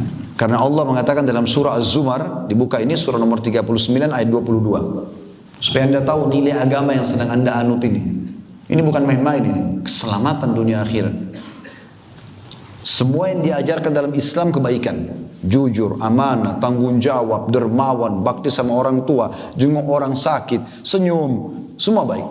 Dan semua punya keutamaan. Semua yang dilarang buruk. Bohong, nipu, mencuri, apalah gunjing, fitnah, memukul, membunuh, dilarang semuanya. Jadi kalau anda ikutin agama ini dengan benar, anda jadi orang baik. Pasti. Subhanallah, saya mengambil disertasi saya di masalah ekonomi sebenarnya. Saya temukan kadang-kadang pakar-pakar ekonomi dunia ini berbicara, teman-teman sekalian, hanya untuk bicara satu saja, tentang bagaimana membangun trust, kepercayaan dalam perusahaan, gitu kan? Mereka membahas trust itu harus begini, begitu, begini, begitu, dan itu ternyata kebanyakan kerucut kepada para pengusaha-pengusaha. Seakan-akan bahasan mereka di makalah-makalah mereka yang saya temukan itu kalau orang yang suami istri atau orang tua sama anak, anak sama orang tua, teman, tidak perlu ada trust. Trust itu hanya untuk orang-orang pedagang saja. Ini aneh. Kalau Islam mengajarkan trust untuk semuanya, jujur untuk semuanya, dermawan untuk semuanya, dari kecil sampai besar. Allah mengatakan begini dalam surah Az-Zumar, ayat 3, surah nomor 39 ayat 22. A'udzu billahi minasyaitonir rajim. Afaman syaraha Allahu sadrahu lil Islam fa huwa ala nurin min rabbi fawailun lil qasiyati qulubuhum min dzikrillah ulaika fi dhalalin mubin. Maka apakah orang-orang yang dibukakan hatinya menerima agama Islam lalu mendapatkan cahaya dari Tuhannya sama dengan orang yang membatu hatinya? Maka kecelakaan besarlah bagi mereka yang telah membatu hatinya untuk mengingat Allah. Mereka itu dalam kesesatan yang nyata. Selain Islam memang kesesatan seperti itu. Kita sedang sorotin bukan individunya, tapi keyakinannya. Islam datang begitu ya. Jadi bukan berarti kalau kita mengatakan Nasrani dalam tafsir Ibnu Abbas Allah dhalin sesat, oh berarti ini garis keras. Bukan begitu. Karena yang sedang disorotin mereka mengatakan Allah punya anak. Dan itu tidak benar. Agama yang Allah ajarkan adalah lam yalid wa lam yulad. Allah tidak beranak, tidak diperanakan. Kalau Allah punya anak, lalu siapa cucunya? Siapa cicitnya? Tidak ada itu semua. Allah pangkas, nggak ada. Allah itu esa. Kalau ada orang tuanya Allah, lalu siapa kakeknya? Siapa ke atasnya ini? Nggak ada. Allah itu esa. Begitu juga teman-teman sekalian, kalau anda masuk agama Islam ini, berarti anda mendapatkan ya, karunia dari Allah SWT. Allah sebutkan dalam surah Al-An'am, surah nomor 6 ayat 125. Surah nomor 6 ayat 125. A'udzu billahi minasyaitonir rajim. Faman yuridillahu an yahdihi yashrah sadrahu lil Islam. Siapa yang Allah inginkan kebaikan untuknya, maka Allah akan lapangkan dadanya menganut agama Islam, merasa bangga dengan Islam, menerapkan dan mendakwakannya. Dan barang siapa yang dikehendaki kesesatan oleh Allah, niscaya Allah akan menjadikan dadanya sesak, lagi sempit, tidak menerima Islam, seolah-olah dia sedang mendaki langit. Begitulah Allah menimpakan siksa kepada orang yang tidak beriman. Saya tutup di poin ini teman-teman sekalian, di poin pertama tentang masalah Islam ini. Kalau kita mau singgung tadi panjang lebar, saya katakan kembali ke tema kami, hidup dan mulai dengan Islam itu panjang lebar. 2 jam lebih kami bahas khusus masalah tema ini. Tapi saya ingin diberatkan begini. Teman-teman sekalian, kita ini sekarang dibutakan secara histori, sejarah. Saya bahasakan di depan Bapak Ibu sekarang, kita hanya 94 atau 95 tahun saja tidak menguasai dunia. Semenjak agama ini dibawa oleh Nabi SAW, semenjak itu pada saat sudah fase hijrah ke Madinah ya, fase 10 tahun terakhir, sampai 94 tahun yang lalu, kita menguasai dunia. Menguasai dunia sekali lagi. Bukan menguasai Madinah atau Mekah. Baik, kita coba lihat historinya. Anda kan sudah kenal ada tahun Hijriah ya. Sekarang tahun berapa Hijriah? 1442 1442 ya. Berarti sudah 1442 tahun yang lalu Nabi hijrah ke Madinah. Ya. Oke, kita mulai dari tahun 1 Hijriah. Pertama Nabi SAW hijrah ke Madinah. Nabi tinggal di Madinah 10 tahun. Beliau meninggal di Rabiul Awal tahun 11, ya. Meninggal di situ sallallahu alaihi wasallam. 10 tahun itu sebelum beliau meninggal, seluruh jazirah Arab sudah takluk dengan Islam. Dan ingat ya, waktu itu teman-teman sekalian, jazirah Arab ada di tengah-tengah dihimpit dengan 2 negara adik kuasa, Persia yang menguasai setengah dunia, raja mereka julukannya Kisra, dan setengah dunia lain dikuasai oleh Romawi, julukan raja mereka Kaisar. Waktu itu peradaban mereka ada, ekonomi mereka ada, militer mereka ada. Tapi Nabi SAW waktu hijrah ke Madinah, beliau tidak pernah teman-teman datang ke Romawi belajar militer, peradaban, arsitektur dan seterusnya. Beliau tidak pernah ke Persia mempelajari tentang militernya, ekonomi dan seterusnya. Apa yang Nabi SAW lakukan? Bangun sendiri itu peradaban, ekonomi, semuanya. Tatanan masyarakat dibangun sendiri. 10 tahun pertama berhasil menguasai Jazirah Arab. Datang setelahnya Khulafaur Rasyidin, dimulai dari Abu Bakar dan Abu Bakar tahun 11 sampai tahun 13 Hijriah. Ini Abu Bakar menyelesaikan fitnah internal karena muncul beberapa orang yang melihat suksesnya Nabi SAW melakukan Jazirah Arab, sekian ratus suku Arab bisa takluk di tangan Nabi SAW, gitu kan? Maka muncul nabi-nabi palsu, Musailim al-Kadzab, Aswad al-Unsi, bohong, ada penolak membayar zakat. Maka Abu Bakar menyelesaikan fitnah internal. Abu Bakar perangi mereka semua. Ini panjang ceritanya tapi yang jelas itu masa penyelesaian fitnah internal. Dan kata ulama, siapa yang mau belajar tentang penyelesaian fitnah bisa mempelajari 2 fase Khulafaur Rasyidin. Abu Bakar di awal meninggal Nabi SAW dan Ali di zaman akhir Khulafaur Rasyidin. Karena dua-duanya menyelesaikan fitnah internal sebagaimana akan saya jelaskan insyaAllah. Datang setelahnya Umar, berkuasa dari tahun, siapa yang tahu? 10 tahun. Tidak ada yang tahu. La haula wa la quwata illa billah. Tahun 13 sampai tahun 23. Abu Bakar kan 11 sampai 13. Meninggal Abu Bakar, Abu Umar naik jadi khalifah tahun 13 sampai 23 Hijriah. Di sini masa keemasan Islam, masa ekspansi Islam. Di tahun 15 Hijriah, Umar mengutus Abu Ubaidah bin Jarrah dan Khalid bin Walid radhiyallahu anhu menyusun pasukan jumlahnya 12.000 orang menyerang wilayah utara Jazirah Arab, Romawi. Dan ekspansi terus berjalan sampai Palestina takluk. Negeri Syam, Jordania, Libanon, Syria dan Palestina sekarang jadi 4 negara ini. Dulu negeri Syam takluk di tangan muslimin. Dan pada saat itu Umar bin Khattab menerima kunci Masjid Aqsa. Dan mulai saat itu sampai sekarang dikuasai oleh kaum muslimin.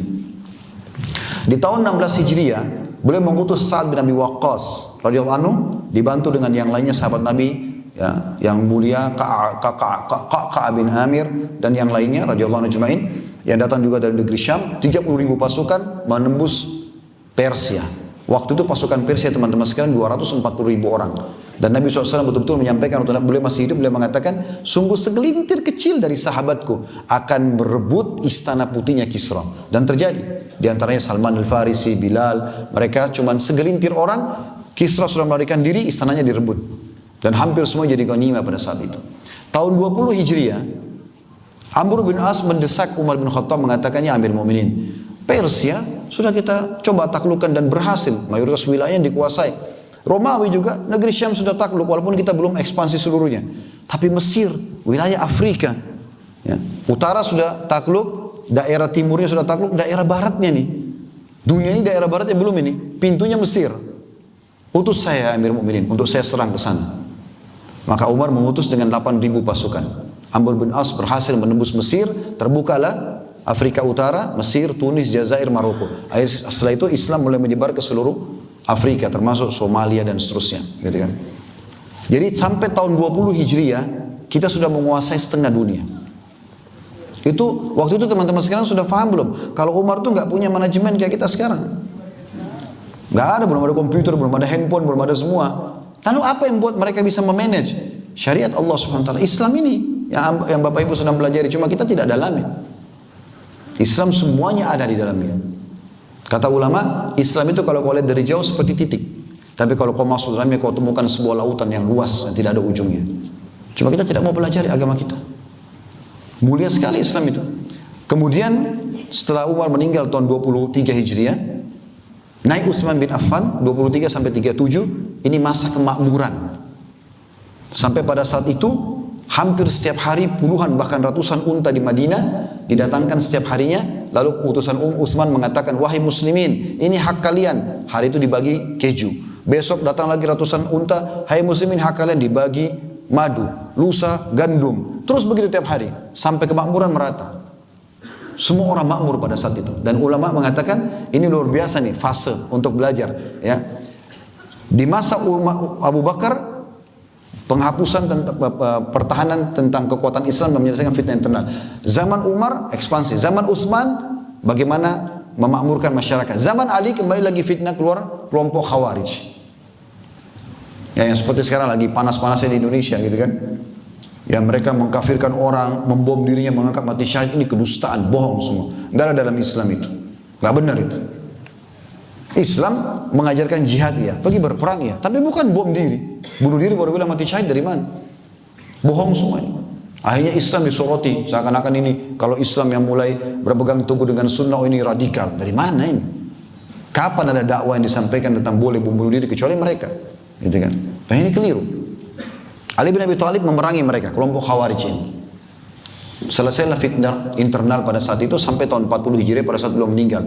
Dan Ali bin Abi Thalib dibunuh oleh kelompok ekstrem ini yang namanya Khawarij. Ya seperti ini kelompok mereka. Suka membunuh walaupun orang Islam dibunuh. Bagi mereka nggak apa-apa, sama-sama masuk surga. Ini kebodohan. Nabi SAW mengatakan berpegang teguh pada sunnahku dan sunnah khulafaur rasyidin setelah. Ini sampai tahun 40 Hijriah. Selanjutnya berdiri dinasti pertama dalam Islam. Namanya dinasti Umayyah. Dari tahun 40 sampai 132 Hijriah. Dan di masa ini muncullah ulama-ulama seperti Abu Hanifah ya, yang meninggal tahun 150 Hijriah. Meninggal Abu Hanifah, lahir Imam Syafi'i ya. Kemudian Imam Malik yang meninggal tahun 179 Hijriah. Ini di masa ini mereka muncul ulama-ulama besar mazhab yang masyhur yang sampai sekarang diikuti mazhabnya. Sampai ada keluar khalifah juga Umar bin Abdul Aziz yang masyhur tahun 99 sampai tahun 101 Hijriah, yang di masanya 2 tahun jadi khalifah tidak ada yang mau terima zakat lagi. Setelah runtuh berdiri dinasti yang kedua dalam Islam, kerajaan kedua dalam Islam namanya Abbasiyah. Ini lebih lama, dari tahun 132 runtuhnya Umayyah. Abbasiyah berdiri dari 132 sampai 656 Hijriah. Dan di masa ini keluarlah ulama-ulama mazhab Imam Syafi'i, ya, keluar Imam Ahmad, kemudian keluar imam-imam hadis, Imam Bukhari, Imam Muslim, Abu Dawud, Tirmidzi, Ibnu Majah, An-Nasa'i, semua keluar di masa-masa ini, masa emasnya kaum muslimin, generasi-generasi awal. Nah, ini yang sering kami sampaikan dalam dakwah. Kalau ini teman-teman sekalian adalah dakwah para salafus salih. Yang orang selalu mengatakan salafi. Ini kita bilang kaum salaf. Kaum salaf itu maksudnya siapa? Sahabat, tabi'in, generasi emas ini. Ini bukan kelompok ini gitu kan. Tapi disalahfahami gitu. Kembali kepada salaf, karena memang Islam, kalau kita mau berjaya seperti Syekh Utsaimin rahimahullah mengatakan, kita tidak akan mungkin berjaya kecuali kita kembali kepada yang pertama generasi awal terapkan dalam hidup mereka. Setelah selesai Abbasiyah, runtuh di tangan orang-orang Tatar, Mongolia, berdiri Utsmaniyah. Waktu itu ada 3 sebenarnya dinasti muncul ya. Ada Safawiyah di Iran, ada Mongol di Pakistan atau India, ada Utsmaniyah di daerah Turki. Tapi yang bertahan sebenarnya itu adalah Utsmaniyah yang paling lama. Dan dia berubah dari istilah kesultanan atau khilafah itu menjadi republika di tahun 1924. Kita sekarang berada di tahun 2021. Ya. Jadi cuma 90 tahun sekian saja semenjak Turki berubah dari khilafah dan kesultanan meninggalkan Islam menjadi republika, hukumnya seperti hukum barat, maka disitulah Islam terpuruk. Kenapa teman-teman kita tidak berkaca dengan kejayaan Islam yang 1000 tahun lebih gitu kan? Lalu kemudian kita sekarang berkiblat pada barat dan mengatakan seakan-akan belajar negara Islam, belajar Islam itu ketinggalan zaman. Nah, ini karena tidak fahamnya kita dengan masalah ini. Baik, ini kurang lebih poin pertama, mohon maaf agak panjang. Kemudian kita masuk teman-teman sekalian sekarang ke poin yang kedua. Jadi itu yang pertama, tanamkan tentang Allah, tentang Rasulullah SAW dan juga Islam. Ini semua materinya panjang tapi saya kasih garis besarnya. Kemudian selanjutnya teman-teman sekalian kita masuk poin yang kedua tentang masalah hak-hak anak. Ini juga penting untuk diketahui ya. Banyak orang di antara kita teman-teman sekalian tidak mensyukuri anak itu. Poin pertama dulu, syukuri keberadaan anak Bapak Ibu sekalian. Ada orang subhanallah mungkin karena sangat subur, Masya Allah, setelah nifas hamil lagi, maka dia tidak lihat besarnya nikmat anak itu. Bapak Ibu coba, terutama ibu-ibu, lihat kepada wanita-wanita yang sampai 10 tahun tidak punya anak, 15 tahun tidak punya anak. Dan ini sebuah karunia besar, adanya manusia di perut ibu, lalu lahir, dan dia akan menjadi aset Bapak Ibu sekalian, karena semua yang diajarkan kepada anak itu akan jadi aset amal jariah kita. Saya sekarang ceramah depan Bapak Ibu sekalian, ayah dan ibu saya sudah di kuburan, rahimahumullah. Mereka berdua akan panen pahala, karena saya tumbuh dari ASI ibu saya tumbuh dari nafkah ayah saya. Bahkan saya diajarin jalan, diajarin ngomong, semua itu aset amal jariah. Selama saya jalan, selama saya ngomong, maka mereka panen pahala. Itu luar biasa. Tapi banyak orang tidak syukur itu. Sebuah nikmat. Anak-anak itu lahir bukan untuk dimarahin, tapi untuk dijadikan aset. Kita kan beda kalau kita ini adalah investasi saya atau musuh saya. Ada kadang-kadang orang, subhanallah, orang tua lebih cinta handphone daripada anaknya. Anaknya ajak main, sudah nanti aja, main sana sendiri. Akhirnya anaknya buat demo-demo ini, tanda kutip ya. Jatuhin gelas, banting pintu. Nah setelah itu ibu sama bapak biasa marah kan, kenapa banting pintu? Bagi dia itu bukan marah bagi anak-anak, tapi itu adalah perhatian. Oh ternyata banting pintu, handphonenya ditinggalin, gitu kan? Banting lagi, gitu kan? Begitu. Jadi harusnya disyukuri teman-teman. Jadikan mereka aset amal jariah. Anak-anak untuk disayang. Pernah Nabi SAW di hadapan beliau dalam hadis Bukhari, lewat Hasan dan Husain, beliau peluk lalu beliau ciumin. Ada satu orang, Aqra' bin Habis namanya, radhiyallahu anhu, seorang badui. Dia heran, lalu dia nyeletuk, dia mengatakan, apakah kalian mencium anak-anak kalian? Kata Nabi SAW, iya. Dia bilang, saya punya 10 anak belum pernah saya cium.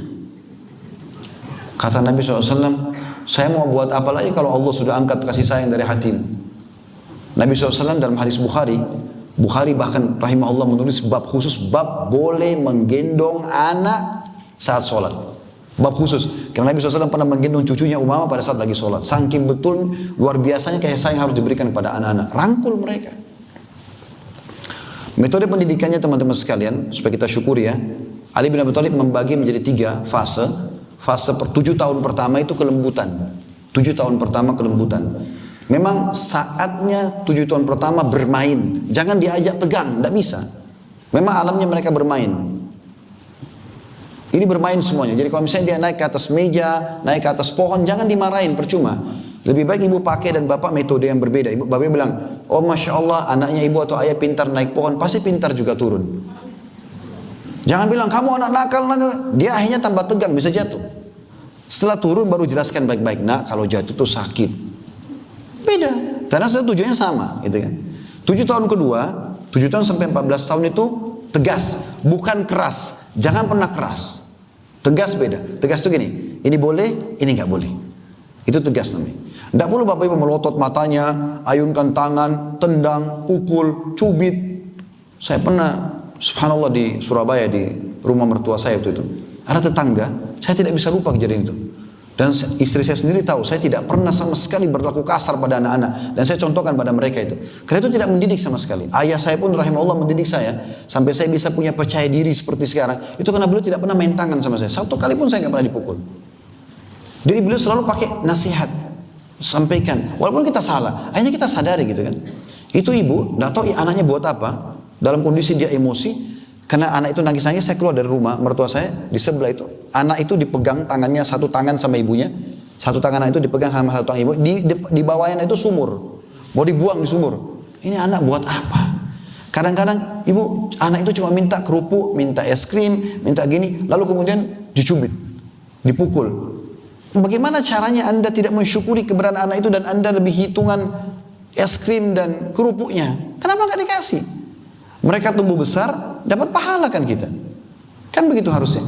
Tapi banyak orang tidak pahami masalah. Nah di sini boleh tegas. Di sini Anda boleh mengatakan ini boleh, ini nggak boleh. Ya. Ini agama haramkan, ini agama halal. 7 tahun kedua. Setelah itu 7 tahun ketiga kata beliau, ajak dia bermusyawarah. 14 sampai 21 tahun. Ikutkan, libatkan. Walaupun nanti bapak ibu tidak ikut pendapat dia. Misalnya gini, suami istri mau beli mobil, mereknya tertentu, misalnya merek A, kemudian warna merah atau warna hitam misalnya. Anak kita sudah 14 tahun, bapak ibu bisa panggil duduk. Di saat itu boleh ajak musyawarah. Jangan sebelumnya. Anda mengatakan, nak ayah ibu mau beli mobil, warna hitam. Kalau kamu mau warna apa? Oh saya mau warna merah ibu, ayah. Baik, nanti bapak ibu bisa beli warna hitam. Biarkan dia bertanya, kok bapak ibu beli warna hitam? Ya.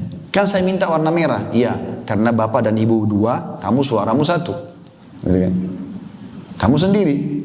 Ajak dia bermusyawarah, biarkan dia berpikir, gitu kan? Tapi bukan pengambil keputusan. Ini poin-poinnya nanti di poin ketiga penutupan saya akan ingatkan, jangan pernah kasih keputusan pada anak-anak.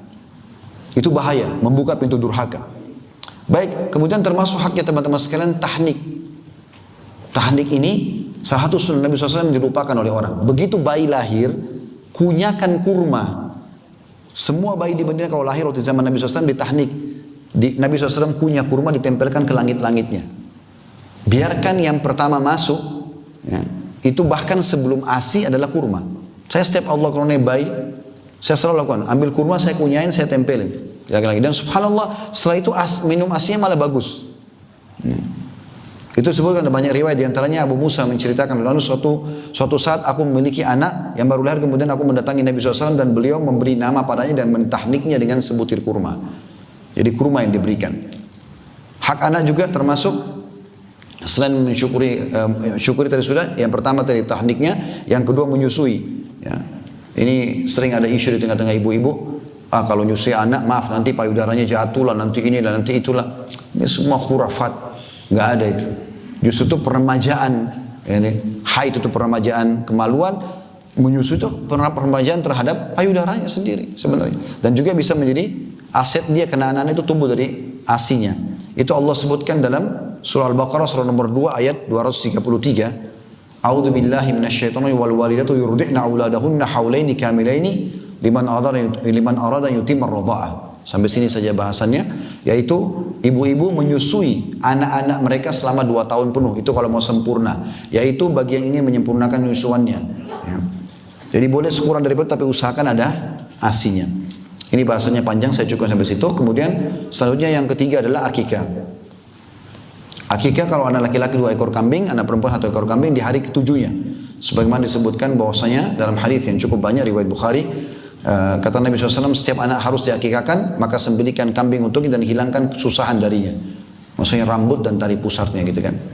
Ini sudah masyhur dan dianjurkan juga Bapak Ibu supaya memakan sebagian daripada daging kambing itu. Di sini juga saya ingin titik beratkan bagi yang teman-teman tidak suka makan kambing, ini perlu diperbaiki. Karena selalu mengatakan kambing makanan orang Arab. Salah ini, makanan orang Islam. Iya, gitu kan? Karena kita punya akikah.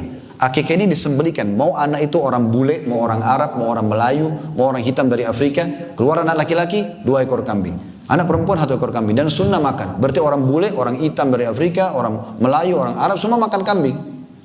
Yang kedua kita punya Idul Adha. Saya tanya Bapak Ibu sekalian, waktu Nabi Ibrahim tidak jadi menyembelih anaknya Ismail, diganti dengan apa? Domba. Boleh sapi, boleh unta, tapi kan Nabi Ismail diganti dengan domba, makanya Nabi SAW sembelih domba, gitu kan? Dalam hadis Bukhari dikatakan begitu. Dan sunnahnya makan selama 4 hari. Idul Adha dan 3 hari hari tasyrik. 10 Zulhijjah sama 11, 12, 13. Ini nggak boleh puasa. Haram hukumnya puasa. Hari makan daging. Disuruh makan daging kambing itu. Dan juga dalam hadis Bukhari yang lain, yang ketiga adalah Nabi SAW gemar sekali makan paha kambing. Maka itu juga salah satu hikmah daripada akikah. Kemudian kata Nabi SAW, sungguhnya kaum Yahudi hanya mengakikahkan anak laki-laki dan tidak mengakikahkan anak perempuan, maka kalian akikahkan untuk anak laki-laki 2 ekor kambing dan anak perempuan 1 ekor kambing. Riwayat Al-Baihaqi. Selanjutnya teman-teman sekalian, yang keberapa? Yang keempat, ya, mencukur rambutnya. Cukur gundul ya, di hari ketujuhnya. Biarpun anak perempuan dicukur rambutnya. Dan itu disebutkan dalam hadis Tirmidzi bahwasanya Nabi SAW bersabda kepada Fatimah pada saat Hasan radhiyallahu anhu selesai diakikahkan, cukurlah rambutnya dan timbanglah rambutnya dengan timbangan perak lalu sedekahkan nilainya. Jadi cukur semua rambutnya, kemudian ditimbang pakai timbangan emas atau perak, berapa nilainya? Misal 1 gram. Nah nilai rupiahnya berapa? Misalnya 500.000, ya sudah sedekahkan 500.000 itu. Rambutnya dibuang di sampah nggak masalah. Nggak usah taruh di batok kelapa, ditaruh di macam-macam khurafatnya gitu. Ya. Kemudian juga dilarang qaza teman-teman sekalian. Dalam hadis Bukhari Muslim dikatakan, Abdullah bin Umar berkata radhiyallahu anhuma, Rasulullah melarang al-qaza. Qaza artinya memotong sebagian rambut bayi dan membiarkan sebagian. Jadi di sini gundul, di sini ada rambutnya, di sini gundul, di sini ada rambutnya, kan begitu.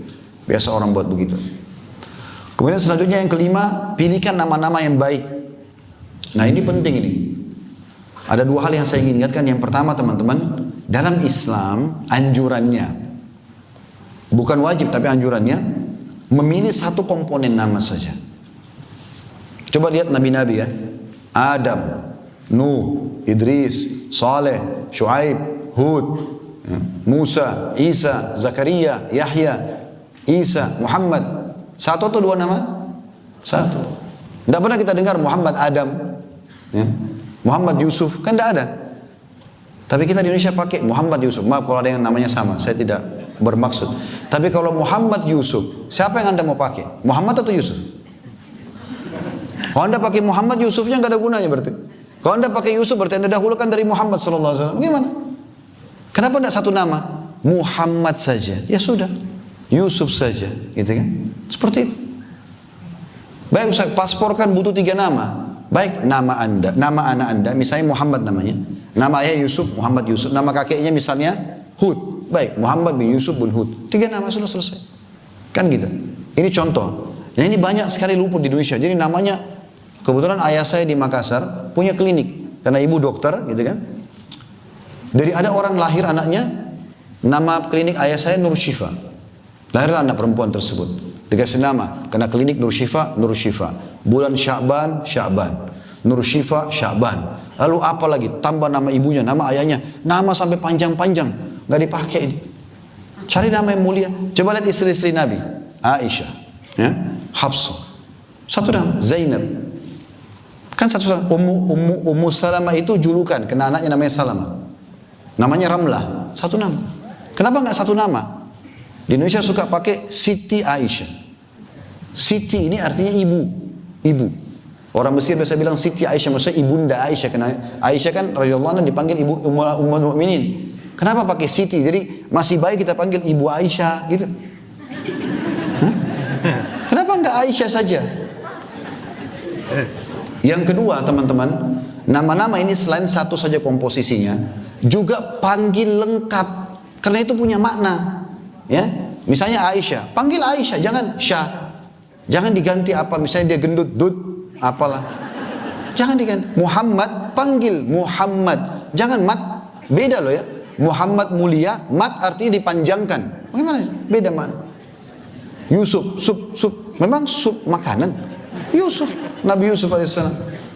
Panggil lengkap nama itu. Apa kata Nabi SAW dalam hadis Abu Daud? Kalian akan dipanggil pada hari kiamat dengan nama-nama kalian dan nama orang tua kalian, maka perindahlah nama-nama itu. Juga kata Nabi SAW dalam hadis Bukhari, bernamalah dengan nama para nabi. Dan nama yang paling Allah cintai adalah Abdullah dan Abdurrahman. Nah ini boleh ada 2 komposisi, tapi penghambaan kepada Allah. Abdullah, hamba Allah, itu boleh. Kalau perempuan, amatullah. Abdurrahman, kalau perempuan, amatur rahman. Ya. Nama yang paling Allah cinta adalah Abdul dan Abdurrahman. Dan nama yang paling jujur adalah Harith dan Humam. Paling nama jujur kata Nabi SAW. Serta yang paling buruk adalah Harb. Harb artinya perang. Dan Murrah, pahit. Ya. Nah ada satu penting yang saya ingin titip beratkan sih teman-teman sekalian.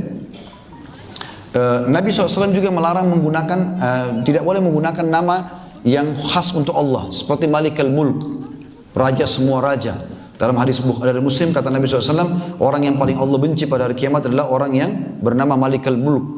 Ya. Karena tidak ada raja kecuali Allah. Juga tidak boleh kita menggunakan julukan-julukan yang khusus untuk Nabi seperti Sayyidun Nas, ya, tuannya manusia, gitu kan. Sayyid Walad Adam, tuannya anak Adam, ini khusus untuk Nabi SAW. Tidak boleh bernama-nama dengan nama syaitan.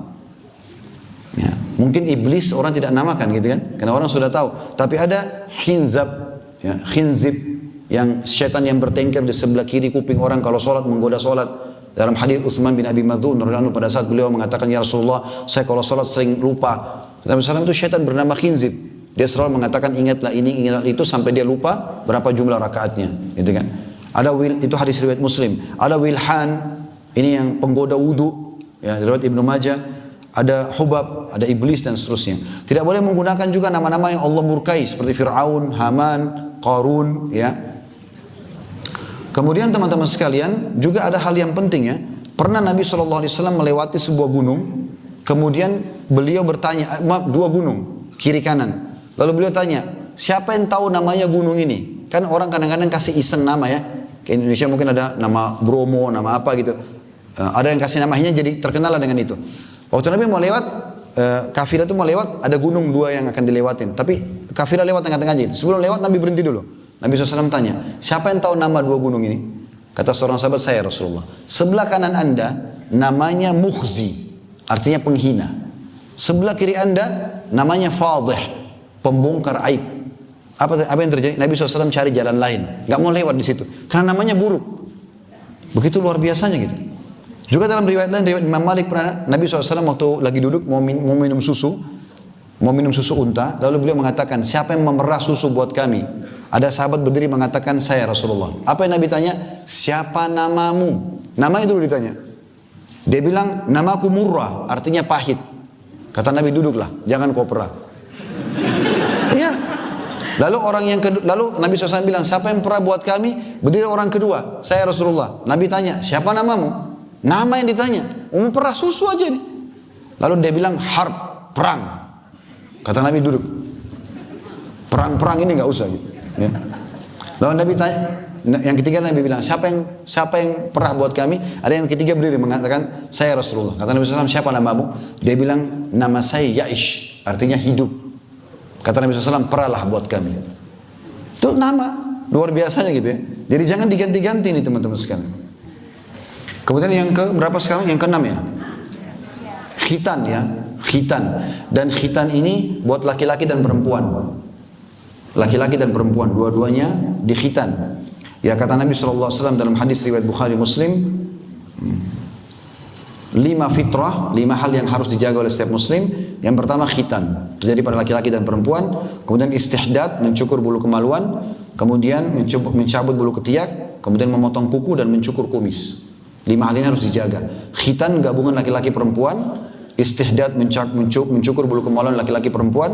Mencabut bulu ketiak laki-laki dan perempuan. Memotong kuku laki-laki dan perempuan. Yang terakhir laki-laki saja mencukur kumis gitu.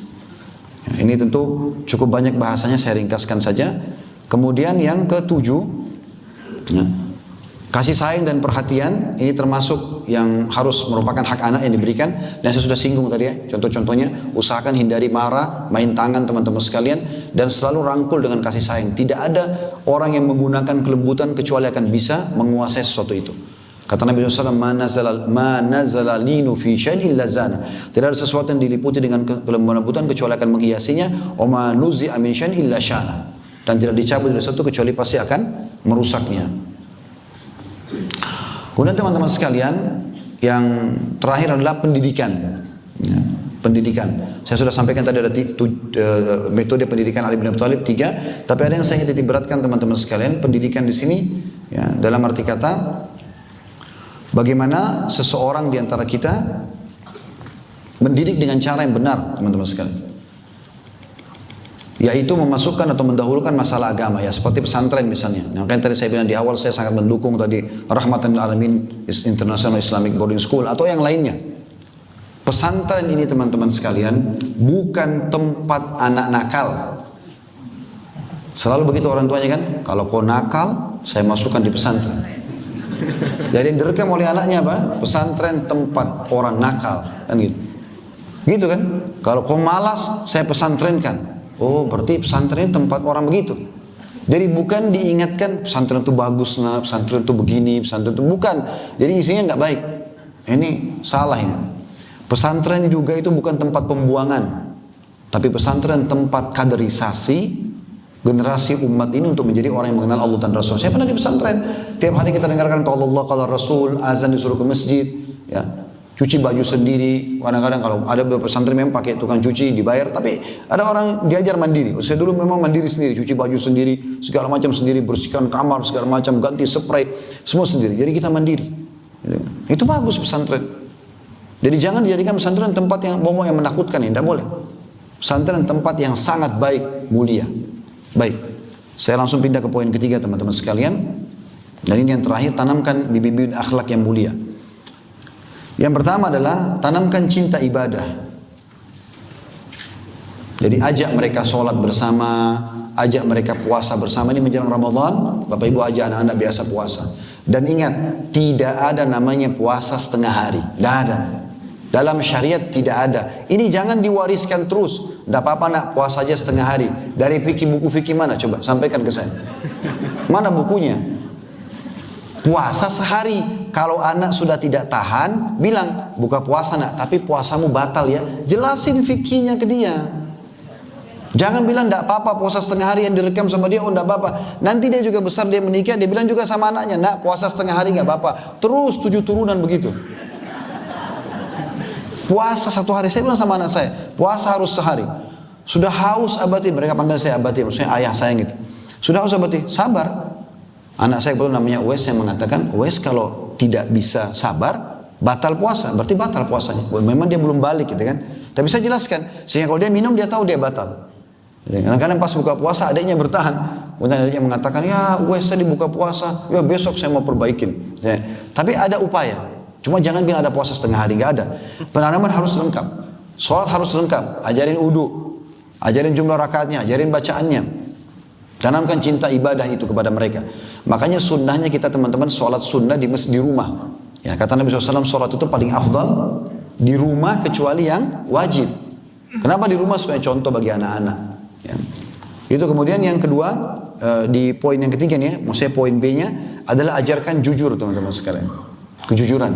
Pernah ada seorang ibu, waktu Nabi SAW datang ke rumahnya, dia sama suaminya dikunjungi oleh Nabi SAW, terus anaknya yang kecil mau keluar dari rumah. Ibu itu genggam tangannya sambil dia mengatakan, nak kesini ambil ini. Tujuan ibu itu supaya anaknya gak keluar dari rumah. Apa kata Nabi SAW? Kalau di tanganmu tidak ada sesuatu yang memang kau ingin berikan kepada dia, dicatat bagimu dosa kedustaan. Tidak boleh. Kasih benar ada.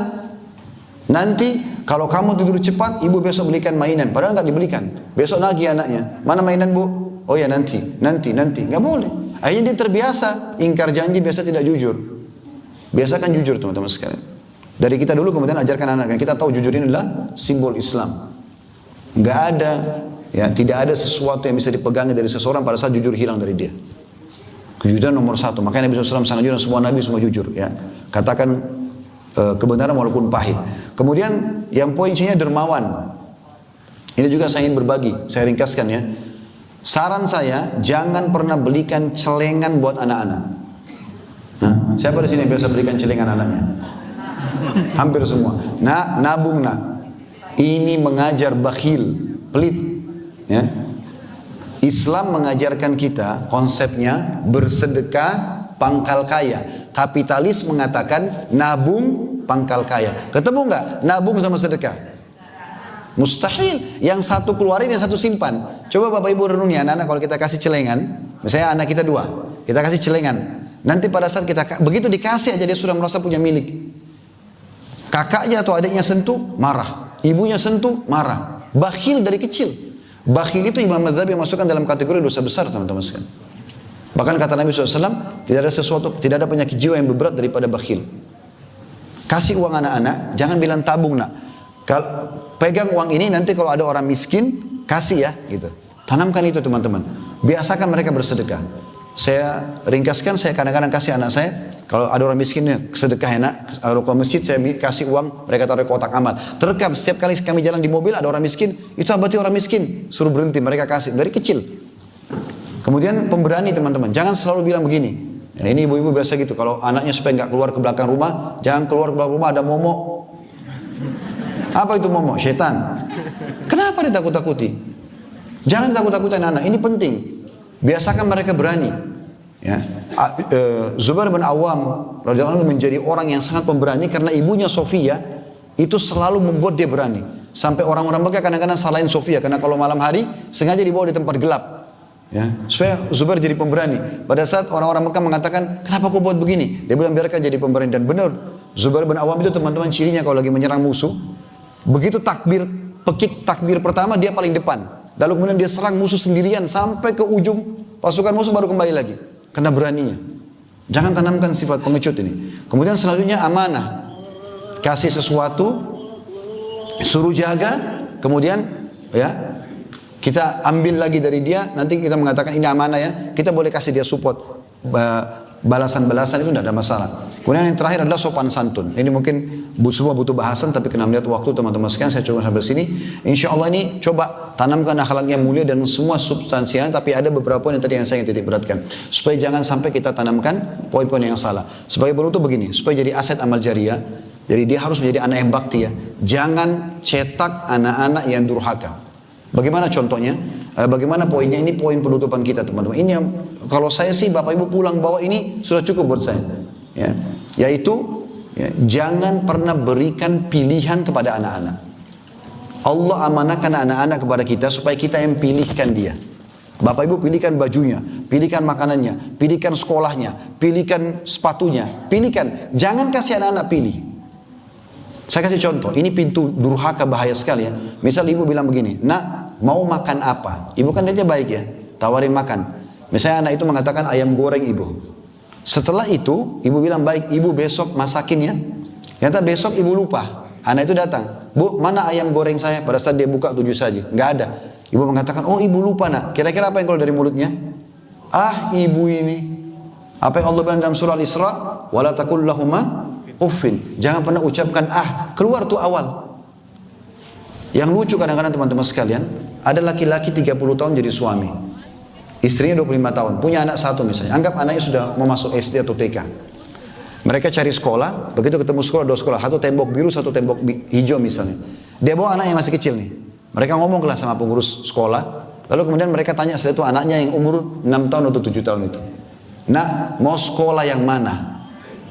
Kira-kira paham apa dia? Gak paham kurikulum, gak paham jarak, gak paham biaya. Kenapa dia ditanya? Kenapa bukan bapak ibu yang pilih? Kan ini aneh. 30 tahun tanya anak 7 tahun mana dia tahu. Dia suka warna biru, temboknya itu aja warna biru. Dia tidak tahu jaraknya, tidak tahu semuanya. Saya subhanallah perhatikan teman-teman sekalian. Saya setiap beli apa-apa, saya kasih langsung anak saya, langsung mereka tinggal nikmati. Kalau saya belikan baju, saya langsung berikan baju. Ini, pakai nak. Makanan, saya bilang sama anak-anak, ini makanan, kita syukuri ya, baca bismillah. Jadi mereka kita tidak buka peluang untuk itu. Dan subhanallah ini luar biasa. Kalau bapak ibu berhasil menanamkan poin ini, saya bilang, pastikan bapak ibu sekalian pada saat bapak ibu pulang, pada saat bapak ibu sudah mulai, anak-anak itu sudah mulai dewasa, mereka pasti akan terus bergantung pada bapak ibu sekalian. Dan ini penting, bergantung pada orang tua ini bukan berarti manja ya. Jadi maksudnya karena sering diajak dulu waktu kecil bergantung sama orang tua, sampai sudah berumah tangga pun sering minta ibu sarannya bagaimana, ayah bagaimana. Itu yang bagus. Bapak-bapak yang berhasil, kalau dia berdiri, dia jalan, dia melakukan apapun, anaknya di sebelahnya mirip seperti dia. Ibu-ibu berhasil, dia duduk, dia pakaian, dia jalan, anak perempuannya seperti dia. Itu berhasil. Sayangnya ini kadang-kadang berhasil di ahli maksiat. Ya. Jadi dia mau anaknya jadi artis, jadi maksiat sana sini. Bukan ahli yang ibadah, ini sayang. Allahu a'lam. Ini bahasan kita teman-teman sekalian, semoga bermanfaat. Karena sudah masuk waktu maghrib. Mohon maaf saya mungkin tidak buka pertanyaan. Ya, karena melihat waktu juga. Dan insya Allah saya serahkan kembali kepada moderator. Fadhal. Syukran katsiran, jazakallah khair, kita ucapkan kepada Ustaz Dr.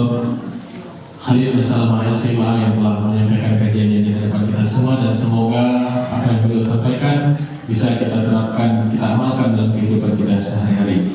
Mungkin saya selaku moderator mohon undur diri. Syukran katsiran, jazakumullah khair. Assalamualaikum warahmatullahi wabarakatuh. Waalaikumsalam warahmatullahi wabarakatuh.